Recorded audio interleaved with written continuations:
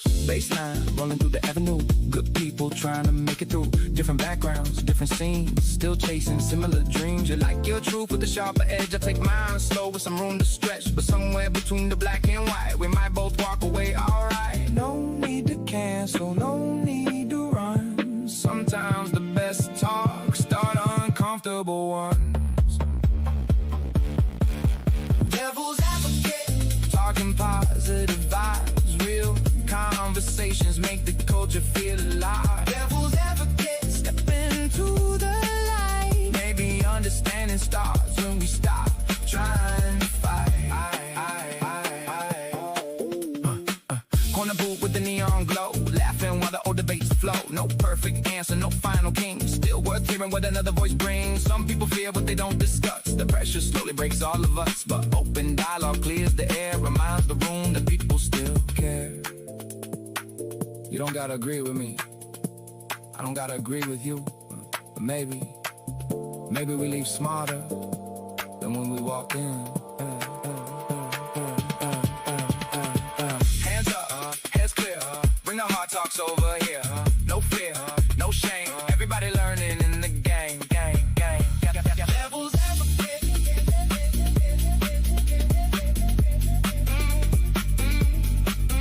Devil's advocate.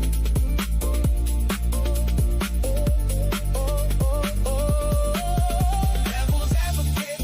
Talking positive vibes, different minds moving to the same drum tonight. Devil's advocate. Keep the rhythm alive. Good faith conversation can reconnect the divide.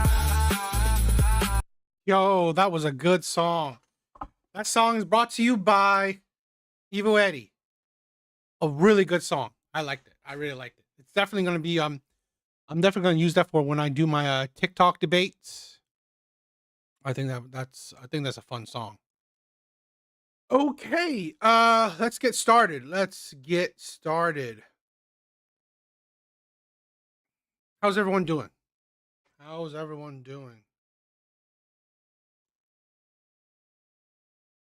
Okay.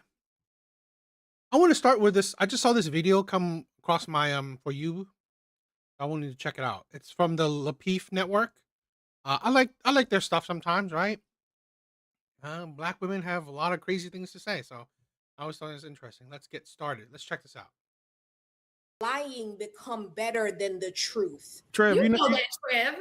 Trev, you know how she's right. You know how you can prove it. I bet you right now in your mind you remember who the hoe was when you were in school. Big bars. What is up, my brother? What is up?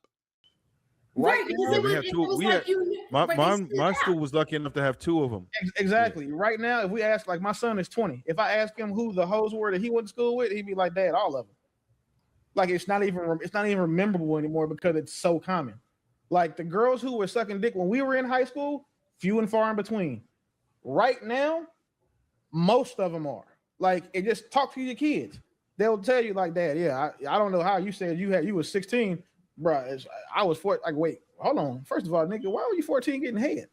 But that's what kids are dealing with. Like being promiscuous and sexually advanced is normal now for this generation. I think it depends on the school that you went to. Careful. It depends on the school that you went to, right? So when you go to a suburban school or a school in I gotta admit, my daughter's school, which is I guess a middle school, she's telling me like there's a lot of kids that are sexually active. It's a crazy thing. certain other places, right? You're gonna have 1 or 2 hoes, maybe 3, whatever. If you go to a school in the city, you're gonna have a ton of hoes. These little bitches fucking in the bed. And she goes to school in the suburbs.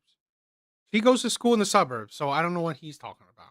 Bathroom. It ain't gonna be one bitch fucking in the bathroom. It's gonna be getting under the steps, like at football games. It's like Y'all do realize y'all are talking about minors right now, right? You're calling a minor a bitch. Like, I just want you to know you're talking about minors. When you're talking about high school, you're talking about minors. I don't give a shit. When minors are doing adult shit, I don't care. This is the stupidity of a lot of women. They're doing adult shit. I'm sorry. When you act like an adult, when you're doing things like an adult, well, we're going to treat you as such. This is why we have little girls, young women doing adult shit because of this stupidity right here. Bring back slut shaming. Bring back shaming. Children. I want y'all to know that. Thank you. Just kind of throw that out. No. Yeah. Just throwing that out there that you're talking about minors. Thank you. Okay. Well, you wouldn't care because you got your fiance. Yeah, for sure. Yeah, amazing. So yeah, you're right. Yeah, absolutely. We love you, PI. So yeah, as I was saying, these little girls are fucking under the steps, and they fucking in the bathrooms. And you know, they leaving the class, they actually getting the hall pass, go to the bathroom, they getting fucked. So, you know, that's how I was when I was in school. Like, having teenage sons, I don't know how I thought that maybe it would be like I was in school. Not that many girls were fucking until, you know, we were seniors, and then pretty much everybody wasn't a virgin. But talking to my son in the 8th grade, he's like, sophomore girls are trying to get him to, and he's like, Dad, it's just how it is. I asked his mom, and he was like, yeah, look at this. She sent me screenshots of stuff that girls were sending to his phone, like talking about, hey, can we hang out? Is your mom home? I'll come over, I'll leave before she gets there. Like, that is cool. That is like the normal thing for them to do now. So it's very normal. I work in a high school. It's very normal. It's yeah, it's a fact. I work in a school. I work with 8th graders, and the things I see every day is wild. 8th grade. Right. Yeah, I work with 8th graders. No, when my son was in 8th grade is when I had the head conversation with him. I'm gonna say this, that quite literally. All right, so hold on, guys. We're gonna have to be very careful as to, you know, how we parse our words with this particular portion. It's rather sensitive, and I kind of want to drop it for real because I don't. Because if we're gonna do it, we have to be very careful. Yeah, we have to be very careful. As I think we should drop it. I think we should leave it alone. Yeah, go on to the next I think we should drop it. High school are doing. Yes, I do think we should stop talking about that. Yes, I do. The stupidity. No, you shouldn't. This is the stupidity of, I'm sorry, women. I get it, right? I get the host because they don't want you know, talk about certain topics. It's gonna hurt their channel, right? The monetization of their channel, whatever. I guess it's a good thing that I'm a small channel. Right? I guess it's a good thing that I'm a small channel. I don't give a shit. We should be talking about what these stupid ass kids are doing. Because why? Because these stupid ass kids become stupid ass adults, right? These kids will become adults. And that's the thing. I am like, here's my thing where I think we are going down a violence are going down, like a lot of metrics, right? A lot of terrible metrics are going down, which is a good thing. But I honestly believe that I hate that chick, orange background. Yeah, she's annoying. I see her on TikToks a lot. I really want to debate her, but I think it's gonna be more annoying than it's worth, right? Because she's stupid. She's really stupid. She's like pretty intellectual. She fringes intelligence. She's your typical stupid woman, right? I'm sorry, she is. But again, this is the thing where these young kids, I believe they're gonna make things worse, okay? Because of stupid adults like this. Let's talk about it. Let's not care about it. Let's not worry about. Well, then you have no complaints when shit hits the fan. I do think that, but I do think that there is a conversation wherever it needs to be had, but with a solution. But Shan, let me just say, quite literally, you are being triangulated in this moment. What just happened, I just want you to know. What just happened is Mont just said, I'm just so happy that women in your generation lied about them being 304s. And women in my generation are being honest about it. Like, and then you're like, oh my God, yeah. Women in my generation did lie about being 304s, and they were just hiding it. And women nowadays are. And we got into the conversation of talking about children. That's how that happened. So that's what you call peak triangulation. He tried to say, you somehow, your generation did something better. In my opinion, I think your generation did something worse. I don't think you did anything better. You're hiding something. When did lying become better than the truth? Would you not rather see what people are actually doing rather than hiding it? When did hiding things become good? Like, is that not what caused the entire house in Virginia epidemic was people hiding things and doing things on the down low? Is that not a problem? Somehow we're sitting here we're pedestalizing people lying, and then we start one second. We started this whole conversation by saying, who lies more? And you quickly said women. So I'll say this. Your generation of women lied more. Your generation of women lied. Sure. This generation of women are telling the truth, and the men can't handle it, right? So that I would like to add that in for consideration. This is a thing where I don't know if I would call the older generation lying. I think it's more decorum. It's more, keep things personal. This stupid generation, they're filming their crimes. They're filming their crimes. They're filming their escapades. They're filming their degeneracy. The older generation, at least they keep it they keep it behind closed doors.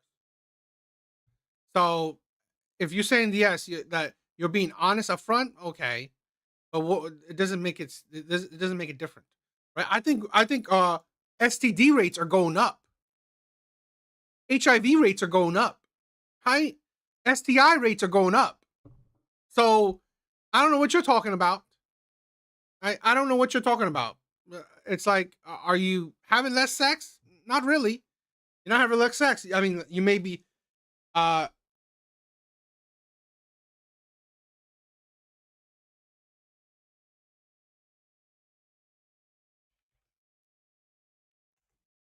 don't know. You may be upfront with it, but it's like, because here's the thing, right? Yes, the numbers of abortions in America has increased in recent years, reaching the highest levels in decades. Okay. Older generations lie about being sluts. Okay. While new generation is upfront about being a slut. Great. Cool. That's classy, right? Like Big Bar is saying. That's great. Like, yeah.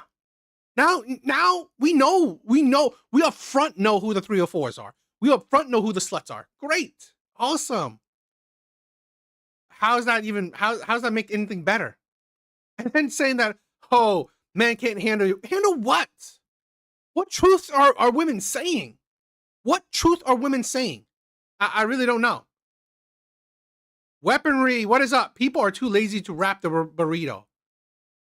I guess so. I mean, I agree. And here's the thing: women let them. Women let people do it.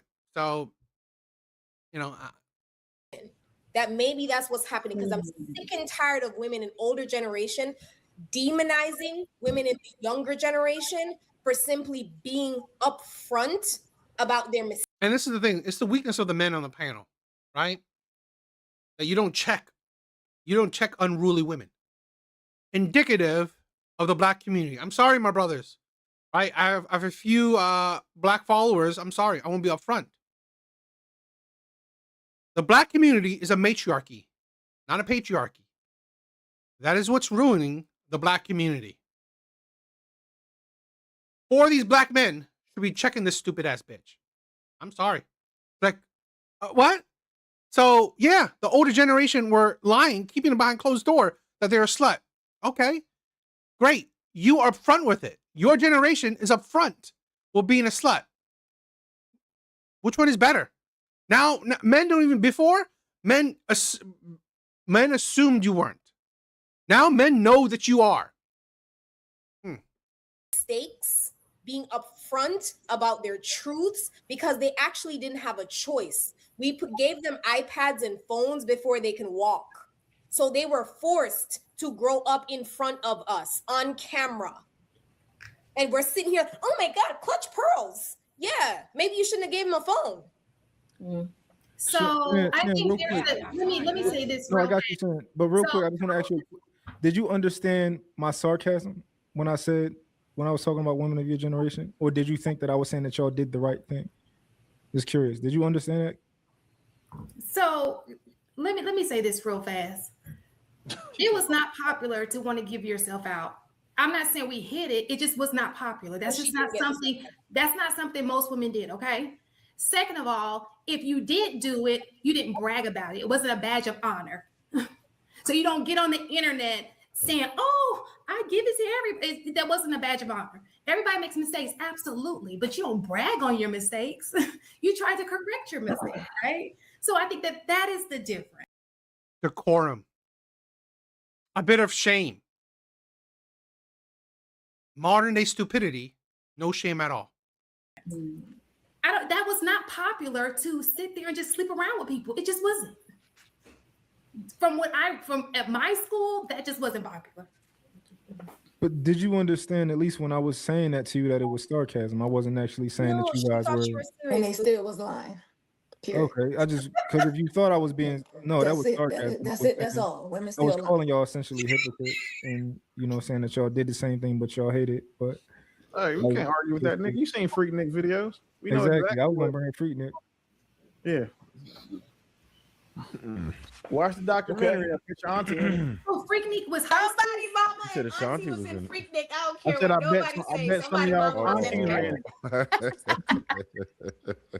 I've seen Freaknik. I stand by what I say. It was not a badge of honor. It was not. In 2026 is a badge of honor. Uncle Luke, all of those people, but the majority of people, it was not a badge of honor. That's just what I remember, as I recall. I'm from Alabama. It's still not a badge of honor, but I do believe that women are trying to change it.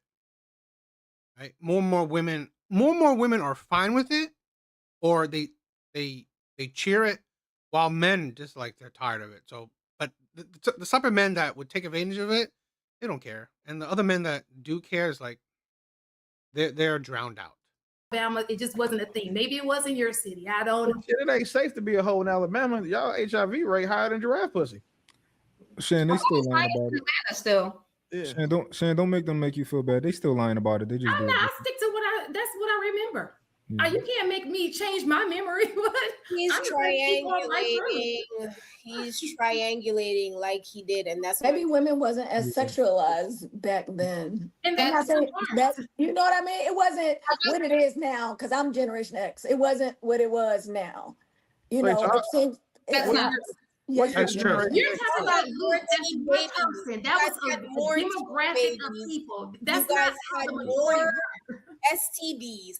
I'm so what in the world are you talking about? Gen X had a lot going on. Let's not do this. Gen X is the reason why millennials were a little bit more careful. So let's not go too much on that. Like, I mean, seriously, what are we talking about? Not careful. Google it. This is why women are stupid, right? They can't even Google.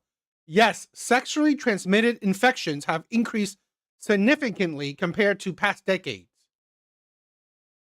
Like, while provisional 2024 data shows a slight decline in overall cases, total US cases remain roughly 13% higher than a decade ago.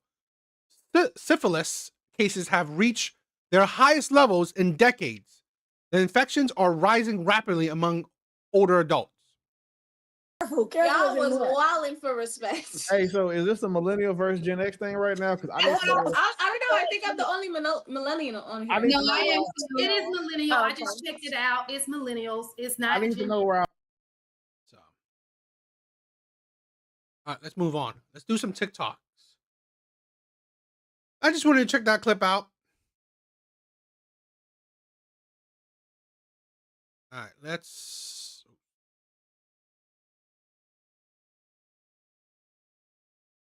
check out some TikTok videos. Universe, I don't know what's wrong with me. He's kind, he's consistent, he actually texts me back, and I'm just not feeling it. Like, there's no spark. Aha, the spark. Yes, there's just no chemistry. And describe the chemistry you're used to. You know, butterflies, the thrill, wondering if he likes me, overthinking every single text. That's not chemistry. Yes, it is. That's your nervous system in a state of panic. What? What you call spark is the feeling of you being slightly unsafe. That's not true. You grew up in fear, so peace feels like nothing, and nothing feels like boredom, and boredom feels like he's not the one. Okay? But he is the one. He's just the first one who isn't activating your trauma. Oh no. You don't have a chemistry issue, you have a distorted lens of love. So every guy that I was obsessed with was just an anxiety delivery system, yes. Crap. The nervous system learns on what it was raised on. If it was chaos, consistency will feel like rejection until you teach yourself otherwise. Universe, I don't know what's wrong with me. He's kind. Why did I say women are the root of most problems in the society? Problem in marriage.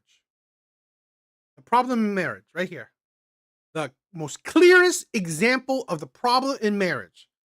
Number one reason, right? Number one reason for divorce, irrevocable differences, right? Like bullet point, right? Under that is like communication. But it's very nuanced when you say communication, right? I believe it's this shit right here, right? It's like no butterflies, you fall out of love with each other. You want something different. All that shit is this. Exactly this. This right here is the problem. 70% of divorces are filed by women. 70% of divorces are filed by women.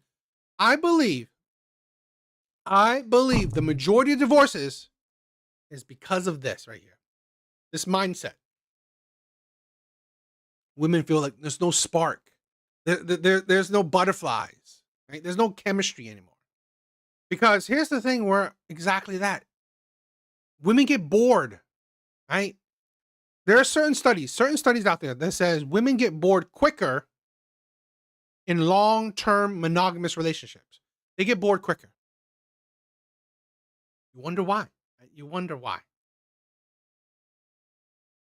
This was a really fascinating read. The core thesis is that young women are increasingly angry, pessimistic, and radicalized because they're pouring themselves into caring for a world that doesn't seem to care for them in return. The piece follows numerous young women who spend their time at protest marches in feminist, disabled, and queer spaces, and in university advocacy groups like the University of Leeds' Palestine Solidarity Group. Now, these women are clearly empathetic, nurturing, and protective. They're sensitive to suffering, and they feel a real responsibility to fix that which is broken. But herein lies the problem. Many of these women who explicitly say they don't want a personal life or a spouse or children have taken their inbuilt instincts to nurture, care, and protect and redirected them toward rectifying abstract suffering on a global scale, which is simply not what those instincts are best suited for. When you pour yourself into a child, for example, you're pouring yourself into something that grows, something that loves you back, and most importantly, something that represents hope. The sacrifice is meaningful because it leads somewhere. But when you pour yourself into a world that you yourself believe is broken, oppressive, and irredeemably unjust, that sacrifice becomes endless. In place of hope, you get despair. In place of meaning, you get anxiety. In place of fulfillment, you get the overwhelming feeling that no matter how much you give, it will never be enough. The reason it won't be is because the goal itself is not self-sustaining. These women don't seem to view revolution as a means to an end, for example, creating a better world for their children. They see revolution as the end in itself. So even if they were to create the Marxist, feminist, queer, and disability-friendly utopia they so often describe, the absence of a cause to fight for would leave them exactly where they are now, restless, pessimistic, and yearning for hope. It's precisely why, as the piece itself notes, it's often the most privileged women who are the most downcast. What we're seeing is the consequence of a cosified society, one in which we are encouraged to fight for abstract, utopian, Promethean ideals like peace and equality, but simultaneously have no recipients to enjoy that peace and equality. So the fundamental question the piece raises is this: where should young women's instinct to care, to nurture, to protect actually be directed? Because if we don't answer that question properly, we will continue to produce generations of women who are deeply empathetic, deeply engaged, and completely miserable. This was a really... I kind of agree and disagree with this woman's take or her video, okay? I kind of disagree with the first half, agree with the second half. I definitely don't think young women are empathetic. I really don't. They're more ideological, right? They're not empathetic. They care about ideologies, right? They care about ideologies, not about people. These women don't care about people, right? They care about ideologies. Because let's say a certain group, let's say they care about minorities, right? They care about minorities. But when there's a certain minority that goes against their ideology, that's when they will go against that minority. So you actually don't care about the minority. You care about the ideology, right? You care about the ideology that may represent a minority, but it's not about the minority. It's about the ideology itself. That's the problem. Also, right, there are certain studies have shown that the most depressed, right, group of women in the US is white liberal women. They are the most depressed. I think 2 times more than any other group. I believe, but they're definitely more depressed. They are the most depressed group in America. White liberal women are the most depressed, the most mentally unstable women, or people. Even you compare it to even men and women. Okay, they're the most mentally unstable. Fascinating read. The core thesis is that young women are increasingly angry, pessimistic, and radicalized because they're pouring themselves into caring for a world that doesn't seem to care for them in return. They don't care for this world. They don't. Like I said, they care for ideologies. Right? Now, if you are part of these ideologies, i.e., you believe the same thing, then yes, they care for you. If you're not, they won't. I have seen the left been racist, sexist, violent against people that they supposedly care about, or against women, against minorities, against people of the alphabet community. But if you go against the grain, they will go against you. This follows numerous young women who spend their time at protest marches and feminist, disabled, and queer spaces, and in university advocacy groups like the University of Leeds' Palestine Solidarity Group. Now, these women are clearly empathetic, How are you empathetic? How are you empathetic? I don't know how you clearly empathetic. These groups do what? It's like, I find women honestly stupid, right? This video clearly shows you that women, in my opinion, are useless. You don't have the force multiplier. You won't make a change. Now, could you appeal to somebody? Yeah. But I'm sorry, you go into these advocacy groups, these protests, there will be barely any change, right? What are you changing? Right? It's like, empathetic to what? We have gay rights. Right? We have rights for the alphabet community. What are you empathetic to? Palestine? You never even been to that country. You never been to that nation. What do you you don't know nothing. Empathetic to what? The death of people? You don't care about abortion? Right? You don't care that children are dying here, but you're empathetic to children dying somewhere else? Yeah, very empathetic of you. Again, it's ideology, not empathy, okay? These women are not empathetic, right? They're idealistic, right? It's all about ideology. It's all about beliefs or propaganda. nurturing, and protective. They're sensitive to suffering and they feel a real responsibility to fix that. They're not sensitive to suffering at all. They're not. Again, they're sensitive to topics. That's what they're sensitive to. It's topics. Because how can you care about one nation, right? People are dying in one nation. You could care less about people dying in another nation. How can you care about kids dying in one nation? You don't care about kids dying in your own nation. No. Again, it's ideology. Which is broken. But herein lies the problem. Many of these women who explicitly say they don't want a personal life or a spouse or children have taken their inbuilt instincts to nurture, care, and I think that's great. Please continue that. Because in my honest opinion, these unhappy white liberal women, they need to go extinct. They need to go extinct. Hopefully, they could take feminism along with them.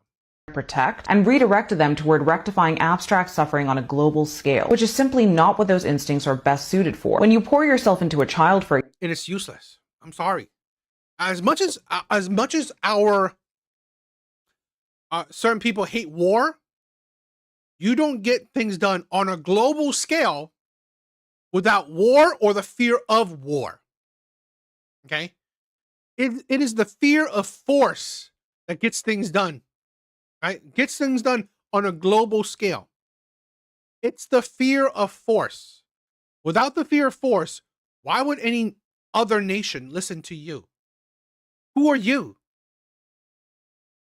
For example, you're pouring yourself into something that grows, something that loves you back, and most importantly, something that represents hope. The sacrifice is meaningful because it leads somewhere. But when you pour yourself into a world that you yourself believe is broken, oppressive, and irredeemably unjust, that sacrifice becomes endless. In place of hope, you get despair. In place of meaning, you get anxiety. In place of fulfillment, you get the overwhelming feeling that no matter how much you give, it will never be enough. The reason it won't... Because it's stupid, right? It's the what is it? It's the idea of grandeur, right? You think you're bigger than what you are. You think your abilities are bigger than you are. You think you can change the world. You can't. I'm sorry, you can't. You're no one special.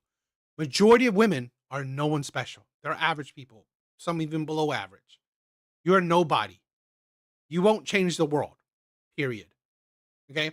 To think that your protests, your activism will do anything shows your stupidity, shows your narcissism. You will not end violence. You will not end violence against women. You won't. Okay? You won't. You won't. The majority of issues you won't end. You won't affect. Is because the goal itself is not self-sustaining. These women don't seem to view revolution as... Now, I'm not saying that don't try, but do it in a smart way, right? One, I think if you want to do things, again, a global scale, you have to run for office, right? You got to be part of the system to change the system, okay? I'm sorry, your activism, unless you get millions upon millions of people to go along with you on one particular subject, you won't affect change, right? These are probably hundreds of thousands of people. Great, but not substantial. It's not substantial at all.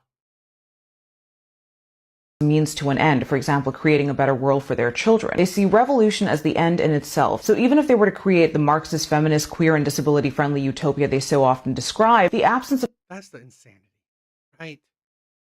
Just get together and buy a fucking island, right? I mean, if there's 1 million of you, I don't know, each one of you spends $100, maybe enough for an island? The cause to fight for would leave them exactly where they are now, restless, pessimistic, and yearning for hope. It's precisely why, as the piece itself notes, it's often the most privileged women who are the most downcast. What we're seeing is the consequence... White, liberal women. Consequence of a cosified society, one in which we are encouraged to fight for abstract, utopian, Promethean ideals like peace and equality, but simultaneously... And that's the thing where...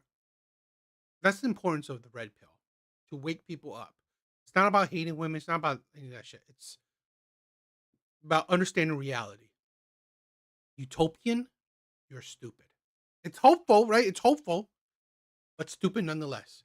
Have no recipients to enjoy that peace and equality. So the fundamental question the piece raises is this: where should young women's instinct to care, to nurture, to protect actually be directed? Because if we don't answer that question properly...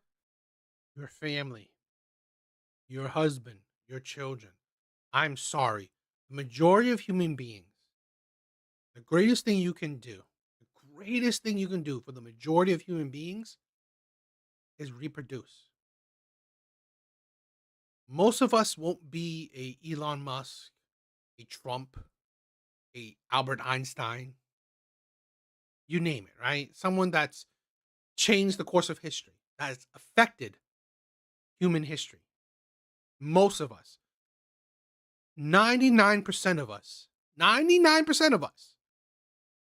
won't affect human history. 99% of us.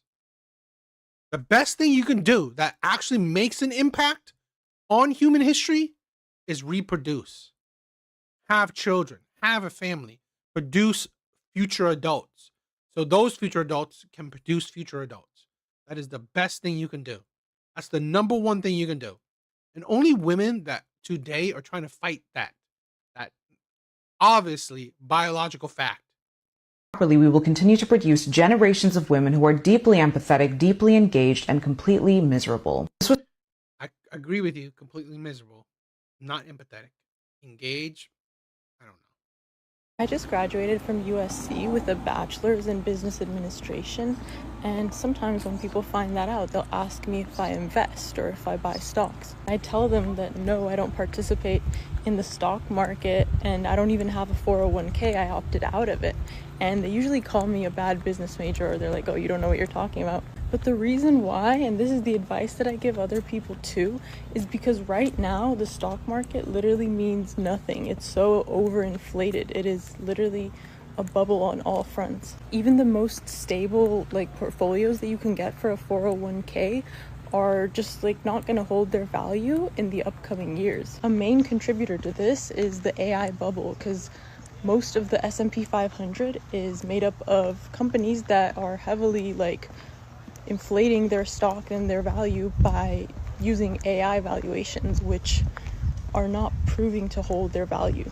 And the other main reason is because the US dollar just in general doesn't seem stable to me at all. Especially with the current administration, it really would not be out of the current pattern that we're seeing if we woke up one day to a completely devalued dollar. So I think right now isn't the time to be investing. And honestly, investing has just lost all of its meaning. It's turned more into like a social gambling type of game, whereas it was supposed to be investing your own money into things that you think are actually going to work based on your own research, not just what your favorite podcaster is telling you to buy. I just graduated. Get rid of your degree. Get rid of your degree. You are stupid. Your business degree, it's a business degree. It's not a finance degree, right? From USC with a bachelor's in business administration. It's a business administration degree. It's not a finance degree. You're too stupid. Right? You're too uneducated in finance. So don't talk about finance. I'm sorry. You're idiotic. Don't listen to this stupid woman. Right? I agree that the dollar loses value thanks to inflation.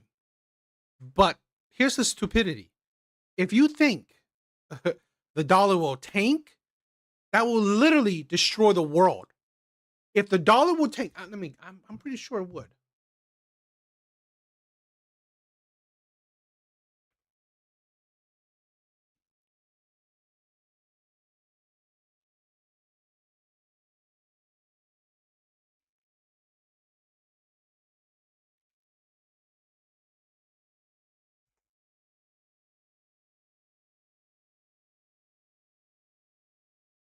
I mean, it says AI says it would trigger a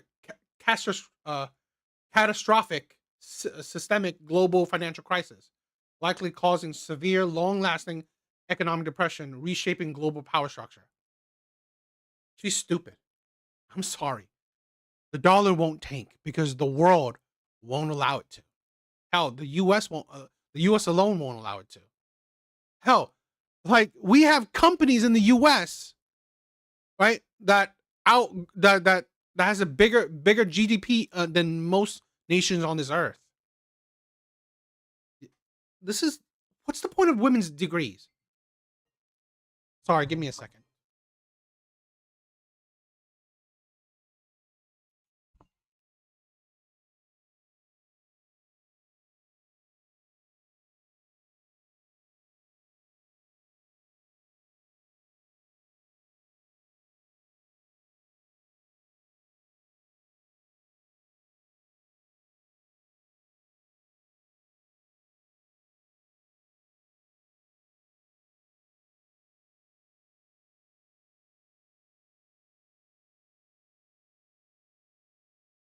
Sorry about that.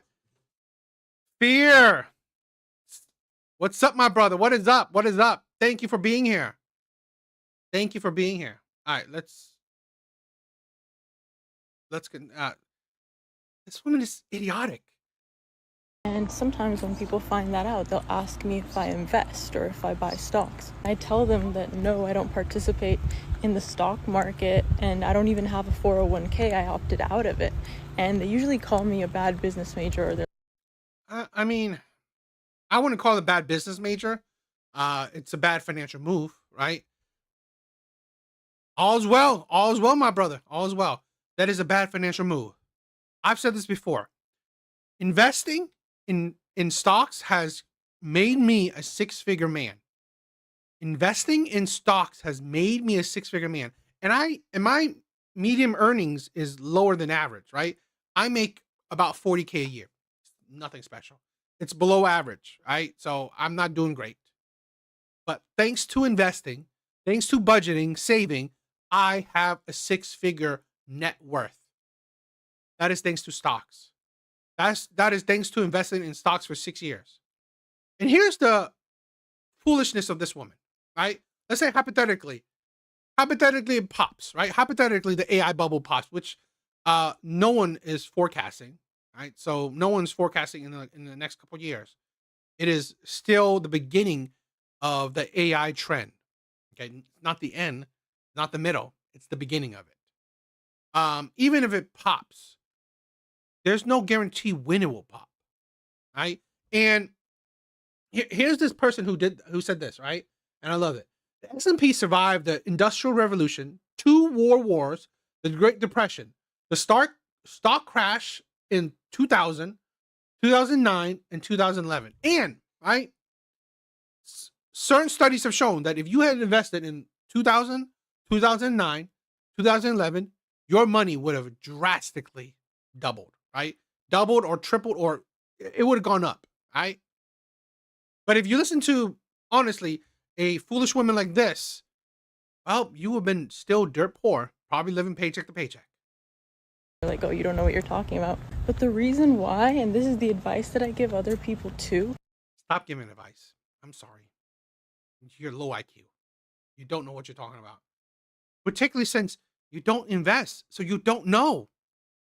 Is because right now the stock market literally means nothing. It's so... What are you talking about? It means a lot. Facebook, right, is showing profitability. Google, Microsoft, Apple, right? All major companies have shown profitability. All major companies have at least beaten earnings. They beat earnings. What do you mean nothing? So what is your basis for that? You overinflated? How so? To be honest, some people are saying that, you know, Facebook, which is about $600 stock, should be over $1,000, should be over 1,000. Get it? Yes, foolishness. Right? It should. So some people say that Facebook is undervalued. Overinflated. It is literally a bubble on all fronts. Even the most stable like portfolios that you can get for a 401k are just like not going to hold their value in the upcoming years. A main contributor to this is the AI bubble, because most of the S&P 500 is made up of companies that are heavily like inflating their stock and their value by using AI valuations, which... No, that is wrong. No. The S&P is made up of the top companies. Nvidia, chips. We will, because of the AI bubble, but other companies, we always need chips. Facebook, Microsoft, Google. I mean, literally, right? Videos we make, right? We're on YouTube now, right? It's like absolutely ridiculous. Apple, I'm pretty sure she's using an Apple phone. Are not proving to hold their value. And the other main reason is because the... You said proven to hold their value. What proof? You literally gave no proof. For example, right? Apple is, it's higher than it was 5 years ago. It's higher than it was 10 years ago. It's higher than it was 20 years ago. What proof are you saying? And she will show her hand why she's as stupid as she is. US dollar just in general doesn't seem stable to me at all, especially with the... Here's the thing where the US dollar is very stable. Now it does lose thanks to inflation. But again, that's why you invest. Only women can be broken dumb. I agree. The current administration, it really would not. That right there shows her bias. Here's a woman that's affected by politics. We have a honestly a stupid generation that everything they think about, every take they have, it's always politics, right? It's always politics. And here's the thing, right? If you believe that the things are going down, you can actually invest like that too, right? There are certain stocks, certain indexes that they track things going down. If you believe that, put your money where your mouth is. Be out of the current pattern that we're seeing if we woke up one day to a completely devalued dollar. So that is, I'm not saying it's impossible, it's improbable. That is highly unlikely because a completely devalued dollar will destroy the world economics. Okay. America is the number one world power, right? We pretty much make other countries deal in dollars, right? We pretty much make other countries deal in dollars, right? If the dollars devalue, it will destroy the world, in my opinion, right? It will destroy the world's economics. I think right now isn't the time to be investing, and honestly, investing has just lost all of its meaning. It's turned more into like a social gambling type of game, whereas it was supposed to be investing your own money into things that you think are actually going to work based on your own research, not just what your favorite podcaster is telling you. What research is she doing? Her research is like, one, AI bubble is going to pop. Where's your proof of that? I mean, like literally almost every college student is using ChatGPT, right? What's your proof that AI bubble is going to pop? The devaluing of the dollar. Where's your proof of complete devalue of the dollar? Where's your proof of that? I don't know. The administration. Okay, fine. You hate Trump. Another stupid thing. So what? God, women are just honestly thick-headed. Absolutely, utterly thick-headed. It's tiring. She is. A guy once asked. She is very dumb. Doing this a lot. A guy once asked me out.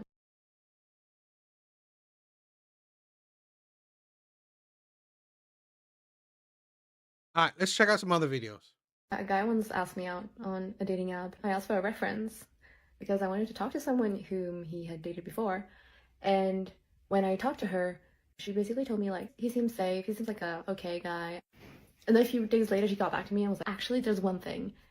One day, he just didn't show up to our date, and he just kind of ghosted me. And, you know, I wanted to give the guy the benefit of the doubt. Like, I mean, it can happen, people can change. So I gave him the benefit of the doubt. I told him, like, look, she told me that you ghosted her. I absolutely hate people who ghost, and I have trauma around people who ghosted me in the past. So this is absolutely not okay. Do not ghost me, okay? You can just tell me if you don't want to take me. It's fine. A few weeks later, he ghosted me. First of all, it's now. I think that's interesting to ask for references. I think it's stupid. I mean, like, here's my thing where it's like, I think it's rare. Maybe it's not, but I think it's rare to. In my opinion, I don't have any exes' phone numbers. I don't keep that, right? But I don't really have exes that we ended on good terms. Right? So, I mean, are there many exes that, I mean, do people have actually exes they end on good terms? I don't know. Maybe they are. I just think most of them end on bad terms, in my opinion. So I think that's weird. Right? I think it's weird, but I see the logic in it. I do think it's weird to ask for references, but I see the logic in it. Okay. I just think that why would you think that, like, someone you dated and then broke up with, I would have ghosted her too. Yes, I agree. Someone that asked me references, yeah, I'll probably ghost them as well. You know, it's like to think that someone that you dated and broke up with will have good words for you. I don't know. I think because, like, if they had a good view of you, why would they break up with you? Right? Why would you break up with each other? Because, like, if you broke up with them, I doubt they're gonna have a good view of you. If they broke up with you, I doubt they will have a good view of you. So I honestly think that's a little bit, I don't know, sus. I don't know. Maybe you better off to talk to your mom, your cousins, your friend. I mean, your siblings or your friends. I think that's maybe better, right? I can understand that they might be biased, but maybe they may be biased, right? I agree, but they maybe say things that would be better suited, right? Someone that knows this guy for 20 years, I would hopefully know certain, values, morals, say kind of situations that would, be a good light to that person. So I think that makes more sense. I've never heard anyone say, "Oh, let me have a reference." I was like, okay. And I think it's a little bit funny that she asked for a reference, got the reference, got the info from the reference, and still ignored it.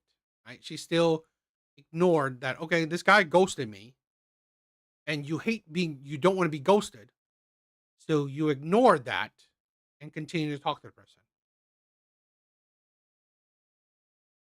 I had this theory, right?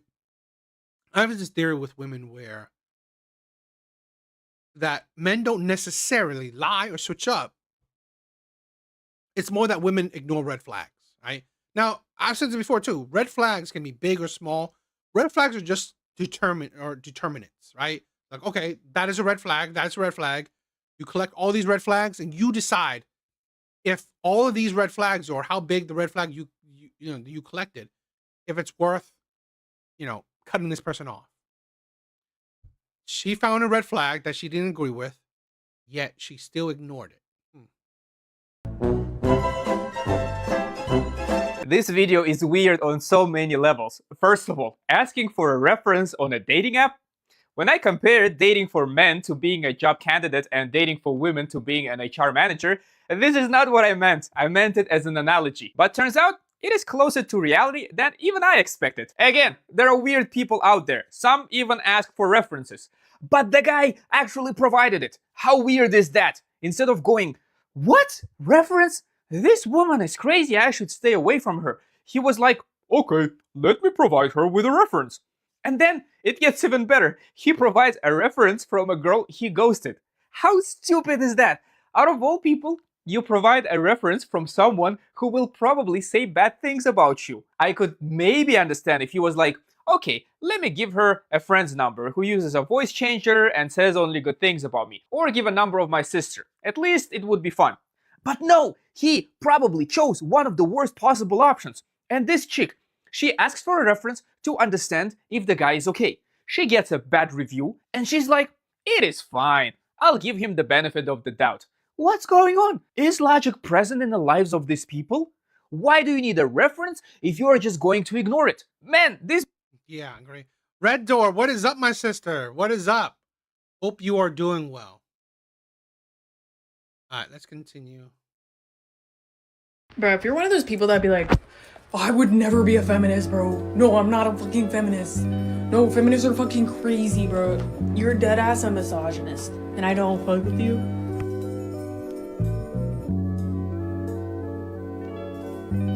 Bro, if you're one of those people... It's like the nose ring. It's like the septum ring theory is so true. And I'm anti-feminism. I believe in equality. I don't believe in the advocacy for women or the advocacy for women's power. That's what I believe feminism is today. Women have equal rights. We have equal rights. Okay? That's not what feminism is doing.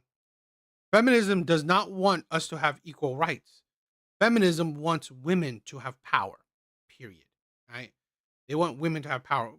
I think they want certain women to have power, but definitely one. And there's problems with feminism, and I'm going to show you why. What's the problem with feminism? There is one time I accidentally accused a man of being creepy at the gym, and I was very wrong, and I still think about it to this day, and I get so fucking embarrassed. I think that's the first time I fucking talked about this publicly. It's taken a while for me to get over the fucking embarrassment. This was like a year ago. So what had happened was, I was on the treadmill walking away. There's a girl next to me, right? There's a guy behind us. And he's stretching towards us, facing towards our backs. And he's got his phone in his hand, weirdly angled. And so for a second, I'm thinking he's videoing me. And I'm kind of just giving him looks I don't know, why are you behind me, bro, stretching? On the treadmill I'm on, you got your foot on, stretching your damn calves, boy. What are we doing? So eventually he moves over to the girl's treadmill next to me, and he's got his phone, pretend this is the back of his phone where the camera is. He's got his phone, like, seems like he's like stretching and like pushing up, and it seems like he's recording her fucking butt.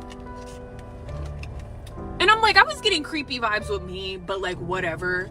But if I'm seeing this guy, and in my perspective, you're creepy as fuck, sneakily trying to like record her butt right now. And so I look back, I'm like, what the fuck are you doing? I'm like, what the fuck? No, you're not gonna be doing that. What are you doing? Are you recording her? And the girl looks at me, she was like, oh, he's here with me, that's my husband. I was like, I'm so fucking sorry. I'm so sorry. I'm so fucking sorry. I was like, I just gotta look out for the girls. Like, I'm so sorry. I just wanna, like, I don't know. I really thought he was, and I'm so sorry. I'm so sorry, sir. And it was bad, and it was really embarrassing, and I left. I left, and I went, and I teared up to my mom. And I felt so bad. There is one. That is a problem with feminism. You automatically see men in a bad light. That is the problem of feminism. You don't know the situation, right? And you didn't mind your own business, but you didn't know the situation. Okay? It's like you assume that she's weak. She couldn't handle herself. Right? You assume that this man is a perv, a creep, because he's a man. I guarantee you, if it was a woman doing it, she would have not done shit. She would have not said anything. Right? That is why I don't care about feminism. There's no equality in that statement. You focus because it's a man, you care. If it's a woman, you wouldn't have said shit. That, in a nutshell, is feminism. It's not about equality anymore. One, it's about power. Two, it's about to tear men down. That is feminism for you. That is modern day feminism. And I just find it really disgusting, in my opinion. I do. I literally find feminism as the root of all evil. I really do. I think feminism is the problem we have with today's culture, with today's world. She should just go to the other, over to the side you hate men. I agree. Again, divorce rates are high, marriage rates are down, birth rates are low. It's all feminism. The division between men and women, feminism. Hell, I think the division between races is feminism, right? Because we have, let's say, I don't know, women instigating shit. It's feminism, right? The emergence of the alphabet community. It's feminism, right? I believe you could boil pretty much everything and anything down to feminism being the problem. So that's what I see. That's what I think. But what do you guys think?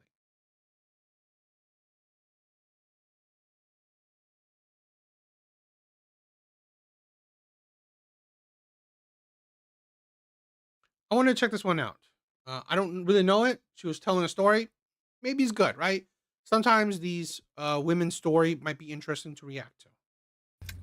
So 3 or 4 days ago, my husband of 15 years told me that he wants to separate because he's been talking to some girl at his job who speaks no English and needs a green card. Yeah. 15 years we've been together. You know, it's funny. I didn't even want to get married in the beginning. He kind of like kept pushing, you know? We have 2 kids. They're 7 and 8 years old. In the last 7 and 8 years, he's never took me once out. Not once. Yeah, we went out. It's 2 minutes, so I'm going to react to it while watching it. That man is a piece of shit. Right? That man is a piece of shit. Okay? Him just wanting I don't know, he said a girl that knows no English. Okay, I guess. I think it's weird. But whatever. He's a piece of shit. He's a man that's less of. He has a duty. He's married. He has kids. He has a family. He has a duty. If he's unhappy with her, he has to talk to her. He has to talk to her and figure out the problem. Solve the problem of your unhappiness. And here's the thing. Do shit to make you happy. Right? Have a hobby. But go on date. It's like, and she said 2 whatever years they haven't gone on dates. This is where I hold her accountable. You allow him to treat you how he treats you. If you want it on dates, go on those dates. Ask. Have a conversations. She probably let it for years for no conversations or just let it slide. So if you let it slide, he's gonna let it slide too. You didn't hold to your boundaries. You let him just walk all over you. Right? I said this before. I'm not here to like hate on women. I'm just here to Fear, what is up? Welcome back, my brother. That's the problem where we need to think about things logically. Hold people that needs to be held accountable. That man is a piece of shit. Right? He is a piece of shit. But she allows, the treatment. She allows the treatment. She probably never enforced her husband to focus on the marriage. She probably didn't focus on the marriage as well. As like a family, but never just me. I've done the laundry. This is the thing where my sister, right? My sister make it a point. My sister makes it a point. Every month, her and her husband goes out on a date. Every month. Okay? At least one time a month. Right? They always go out on a date, just the two of them. I'm sorry. When your relationship lacks communication, lacks boundaries, this is what you get. That man is a jerk 100%. That man is a piece of shit. I agree. But she's stupid. She allowed, the mistreatment, right? She allowed the destruction of the relationship. He did it too, right? He didn't put no effort in because there was a reason why he married her. There's a reason why he had 2 kids with her. But I guess, he probably think I'm gonna just move on to the next one. I'm not gonna bother. But that shows you that he's a piece of shit, right? It shows you that he's a piece of shit. But you should have not wasted time, okay? You should have once, let's say, what did she say? 2 years or whatever, a couple years. The first few months of not focused on a relationship, she should have put her foot down. She should have put her foot down when there were months, right? Months without focusing on the relationship. She should have. What's going on? Why aren't we doing something? Why aren't we focusing on each other? Okay, you should have done that. You should have talked that out. And let's say he's like, oh, I don't want to do it anymore. Well, then, okay, we have a problem. We have to change this. Something has to get done. The cooking, the cleaning, the appointments, everything, playing with the kids, you name it. I'm the one who mowed the lawn, front and back. I'm the one who screened the attic. I'm the one who fixed the fences. That's crazy. That's crazy she did all that. But again, she allowed the treatment. You enabled a lazy ass man. You enabled a piece of shit man. You enabled him. This is the thing where you got to hold yourself accountable. Right? Women got to hold themselves accountable. Was he like this before you married him? Was he like this before you get kids with him? Because one, if he is, then it's 100% your fault. 100% your fault. No one to blame but yourself. Now, if he switched up later on, okay, I agree. It's not 100% your fault, but it's still your fault. Why? Because you enabled it. When you see the shit hit the fan right away, when you see there was a problem, you should have put your foot down. Like, no, things have to change already. Okay, because here's the thing: if it's going to end up in divorce anyway, you might as well just save each other time. Divorce right then. Now, I believe hopefully you could have fought for it. You could have communicated so things can change up. But if he's a piece of shit, he's a piece of shit. Okay, if you can't make it work, you're just not going to be able to make it work, even if you put the effort in. So it would have been better if she just divorced years ago, right? When she saw the signs of it. So I say this, right? This is why I rarely blame the other person, because at the end of the day, you can't change the other person. All you can affect is yourself. So this is why I hold her accountable, right? Because she should have changed something. She should either accept that she's at fault because she married a lazy ass man, or 2, she should have not enabled his laziness, right? She should have not enabled his laziness. Because if she saw that, she was doing the fences, mowing on all, she was doing all these shit, not going on dates with him, she should have put her foot down right away. Right away, her foot should have been down. It's like, you should have talked to your husband. What's going on? Why are we suffering? Why aren't we happy? Why aren't, Why aren't we focused on each other? Why am I doing everything and you're doing nothing? Right away. The first month you saw him doing nothing, because mowing the lawn, you usually got to do it every month, every other month. I'm the one who dug up the ground for a 14-foot pool every summer. I did everything under the sun to try to take as much pressure as I could off of him because I knew he worked. He's never once did anything with the kids. Ever. What does that mean? Are you a stay-at-home mom? Stay-at-home mom. Now, that may be a little bit, again, I'm reacting to this while watching it, so it's not like I know what's going on. So I might change how I talk, or, my language. If you're a stay-at-home mom and he's a provider, understandable, you do all this stuff. Great, great wife that you think like this, right? But doesn't change that he's a jerk, right? Doesn't change that. I'm not gonna take away from that. Guy's a jerk. The guy's an ass, right? Maybe also focus again. At the end of the day, it's a sad reality. Men have needs, right? If men don't feel the love, feel neglected, feel wanted in a relationship, he's probably gonna look for it elsewhere.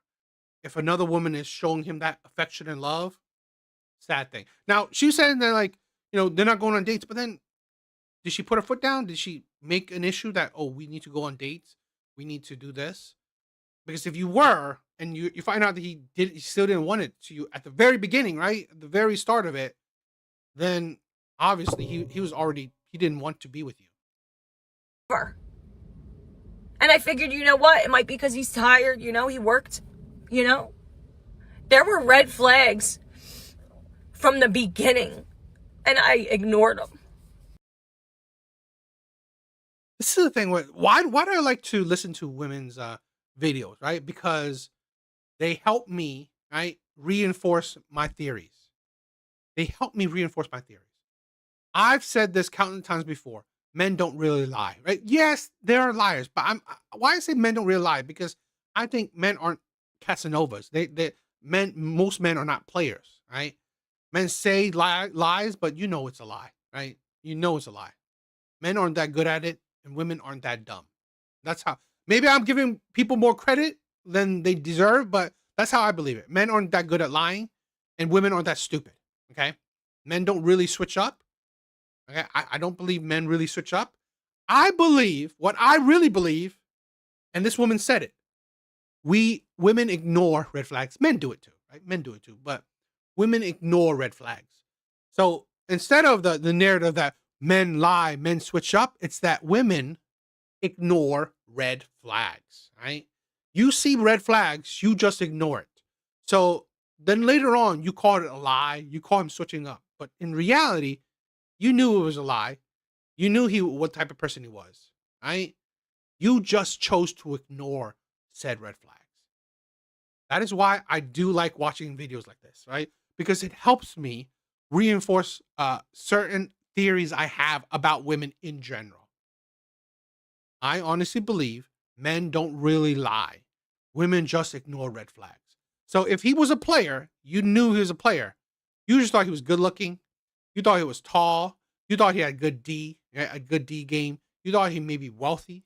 So you ignored that, he has hundreds of numbers of women in his phone, right? He's always texting somebody on his phone, right? Even though he said he has no one but you. Yeah. And I'm so mad at myself. I'm so hurt.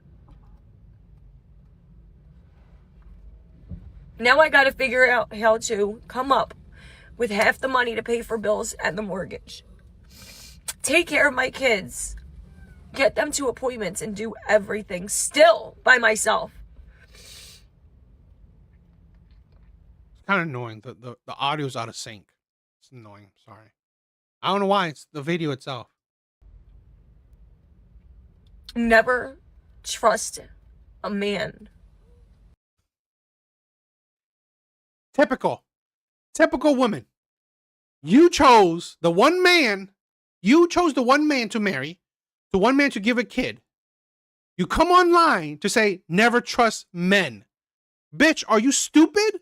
What does men have to do with it? You chose that one man. How did men force you to choose one man? Or one man? This is exactly what I'm talking about. This is exactly what I'm talking about. This bullshit right here, right? She chose that one man that fucked up her life, that now she's depressed about, that now she's hurt about, traumatized, and then blame all men for her choices.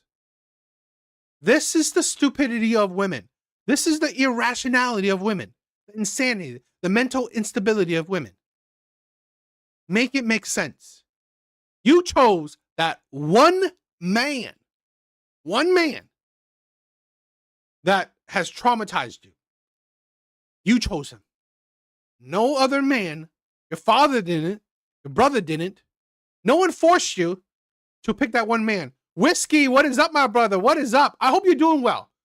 Please tell me you're doing well, my brother, right? I hope you're doing well.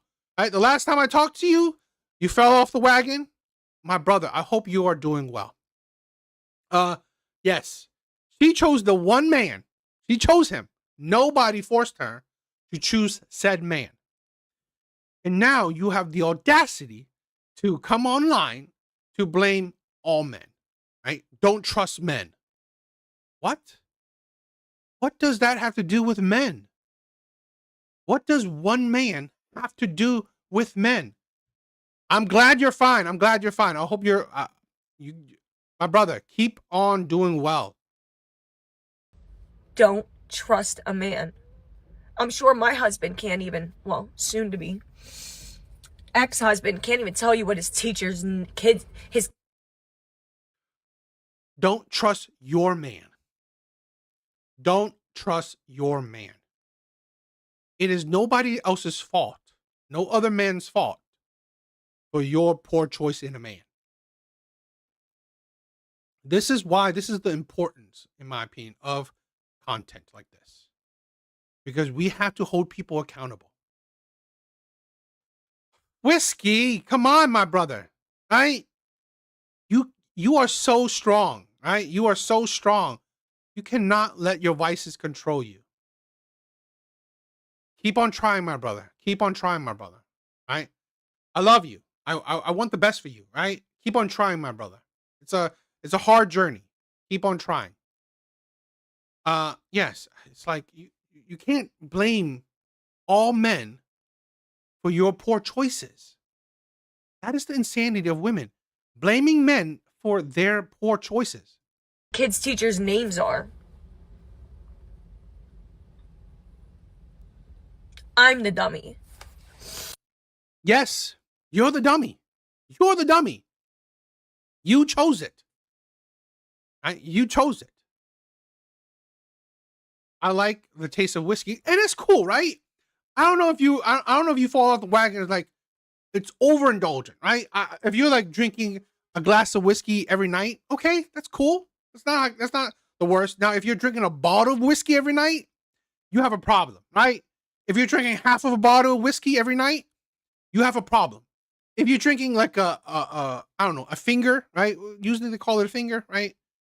2 fingers or whatever, right? A finger of a small sliver of whiskey, right? Like that's every night. That's cool. I know some people who do that. But if you're drinking a bottle of whiskey, that's the problem. That's the problem. But yeah, she's the stupid one. Okay? Don't blame men for your stupidity. This is why I have a problem with women like this. You do something stupid and you blame others for your stupidity. That's a no-go. That's a no-go.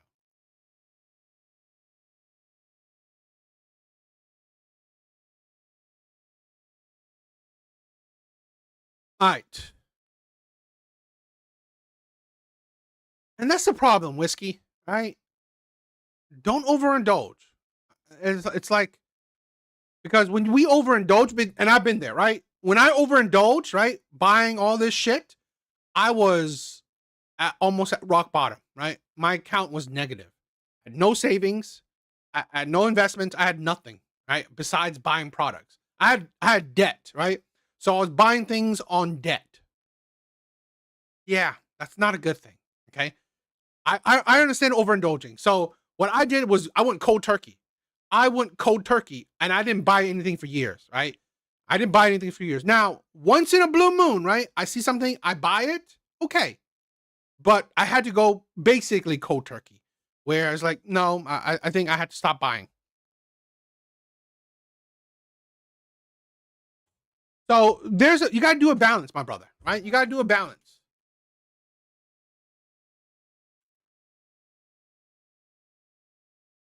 Gotta balance, my brother. All right.